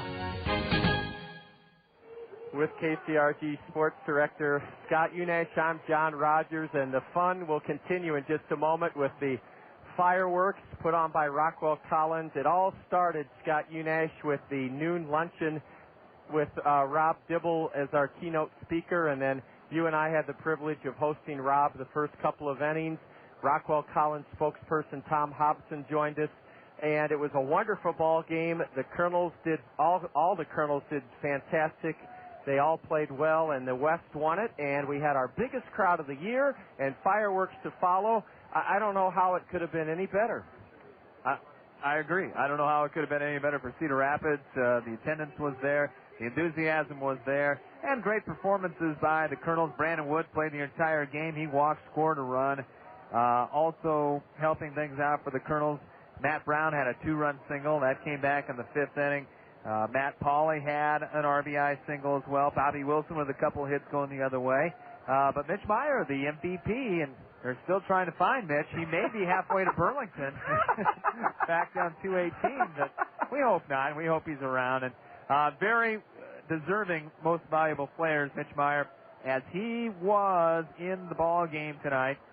officially 2 for 3, had an RBI, scored a run, stole a base, and walked. First game he had played at second base in 10 years. So congratulations to Mitch, and I'm sure they're scurrying through the clubhouse right now trying to find the Burlington Bee, who is regularly, a third baseman, isn't he, Jen? That's right, Scott. Mitch is going to be congratulated by George Spelius. What a gratifying moment for all the Colonel All-Stars. You mentioned the great offensive output by Wilson, Wood, and Brown. And, of course, Scott, here's Mitch Meyer. Let's see, he's just in his tennis shoes, but he still has his uniform on, the Burlington second baseman. And, Scott, Bob Zimmerman and Michelle Samar pitched fantastic. We knew Kevin Jepson couldn't go because of the blisters. He'll be all set for the second half. We're going to take a break here on the Colonel Curtain Call, and when we return, boy, that's a nice big silver bat that Mitch Meyer's earned himself, Scott. Yeah, beautiful keepsake from the Midwest League All-Star Game. That's beautiful, being presented by George Spelius. Scott and I will have our Liberty Bank star plays of the game after this timeout. 6-3 West over the East before over 5,500 at the new Veterans Memorial Stadium. You're tuned to the Midwest League All-Star Game on the Zone. The way to pocket important savings is to take advantage of Chevron motor oils and lubricants from the Otson Oil Company, your local Chevron oil distributor. Chevron lubricants are made from higher quality base oils for better performance, and that means longer life for your engine. Contact the Otson Oil Company in Cedar Rapids for details on how you can save time and money with Chevron lubricants. The Otson Oil Company, serving Iowa with quality lubricants since 1933. Visit Otson Oil Company at www.otson.com. Colonel fans, your Cedar Rapids Taco Bell restaurants have something new for you to cheer about this season. A Taco Bell 10 spot. When the Colonel scores 10 or more runs in any game this season, you'll score beef tacos for just 39 cents the very next day at any Cedar Rapids Taco Bell. That's a savings of 50 cents per taco, limit 10 per customer. Remember, when the Colonels put up a Taco Bell 10 spot by plating 10 or more runs in any game, you get up to 10 39-cent beef tacos the very next day at any Cedar Rapids Taco Bell. Scott Unash and John Rogers as the fireworks have started above the Rockwell Collins game link. We're going to wrap things up quickly. This is a wonderful event. Scott and I want to be able to enjoy it with some of our colleagues, friends, and family. And Scott, thank you so much for all the great help you gave at the banquet this afternoon. You emceed the home run hitting contest from Bud Light, and we're going to enjoy the fireworks. 6-3 West. And, Scott, let's thank Naomi and Bev Taylor, and let's have a final word from you. Yeah, indeed. And let's also go ahead and thank our cast of characters. Yes. Rob Dibble stopped by a little bit earlier on. You'll have to help me out with everybody here. Sure. We had Chris Maring and Mike Lockhart. We had Jeff Hem and Greg Morris. We had Randy Wayhofer. They all did a wonderful job. Yeah, they certainly did. We had the South Bend Silverhawks represented. We had the Wisconsin Timber Rattlers, the Battle Creek Yankees, and the Burlington Bees. So we gave you a flavor of the Midwest League that you don't regularly get to hear unless you cruise the internet as far as the minor league systems are concerned. So that's our treat to you on this 2004 Midwest League All-Star Game occasion. Scott, thank you so much. Naomi and Bev Taylor, and most of all to everyone who attended and listened. A wonderful night, and it's culminating in a fireworks show above the Rockwell Collins Game Link scoreboard and right. For the Zone Sports Director, Scott Unash, I'm John Rogers. 6-3 West will resume the second half Thursday night. Fireworks put on by the Freedom Festival Thursday. Dugout interview time, 6:40 Thursday night. The Colonels in the swing of the Quad City. 6-3 West. Enjoy the All-Star break. 6-3 West. This has been Colonel Baseball on the Zone. The Freedom Festival presents Concert Weekend at Kirkwood. Nothing but fun, food, fireworks, and of course, great music. Here's Starship with Mickey Thomas and PTO, Friday, June 25th at Wells Fargo Concert Night. Saturday, June 26th is Cedar Rapids Symphony Night with Christian T. Meyer. Special guest, the U.S. Marine Band. Admission is only $6 each night with a Freedom Festival button. Kids under 6 free. Visit freedomfestival.com for details. Jones Golf Course has all 18 holes open, and the new Jones Clubhouse lets you feel like a club member without the high prices. A huge grand opening is coming soon, but the party's already started. For a limited time, you can play 18 for the price of 9 holes. That's just $11.95 on a great Cedar Rapids golf course that's perfect for all ages and ability. Make a reservation by calling 286-5585. That's 286-5585. Cedar Rapids Golf, serving your needs to a T. Your latest TV9 First Alert forecast calls for a beautiful night tonight with partly cloudy skies and lows around 59 degrees. Tomorrow brings cloudy skies with showers and storms developing late in the day. Warm temperatures, though, up around 80 degrees. And tomorrow night we'll see cloudy skies, another chance for showers, and lows around 59. That's a look at your latest First Alert forecast on The Zone. ESPN Radio 1600 AM. This has been a special sports presentation from The Zone, ESPN Radio 1600 AM Cedar Rapids. Now back to our regularly scheduled ESPN programming already in progress.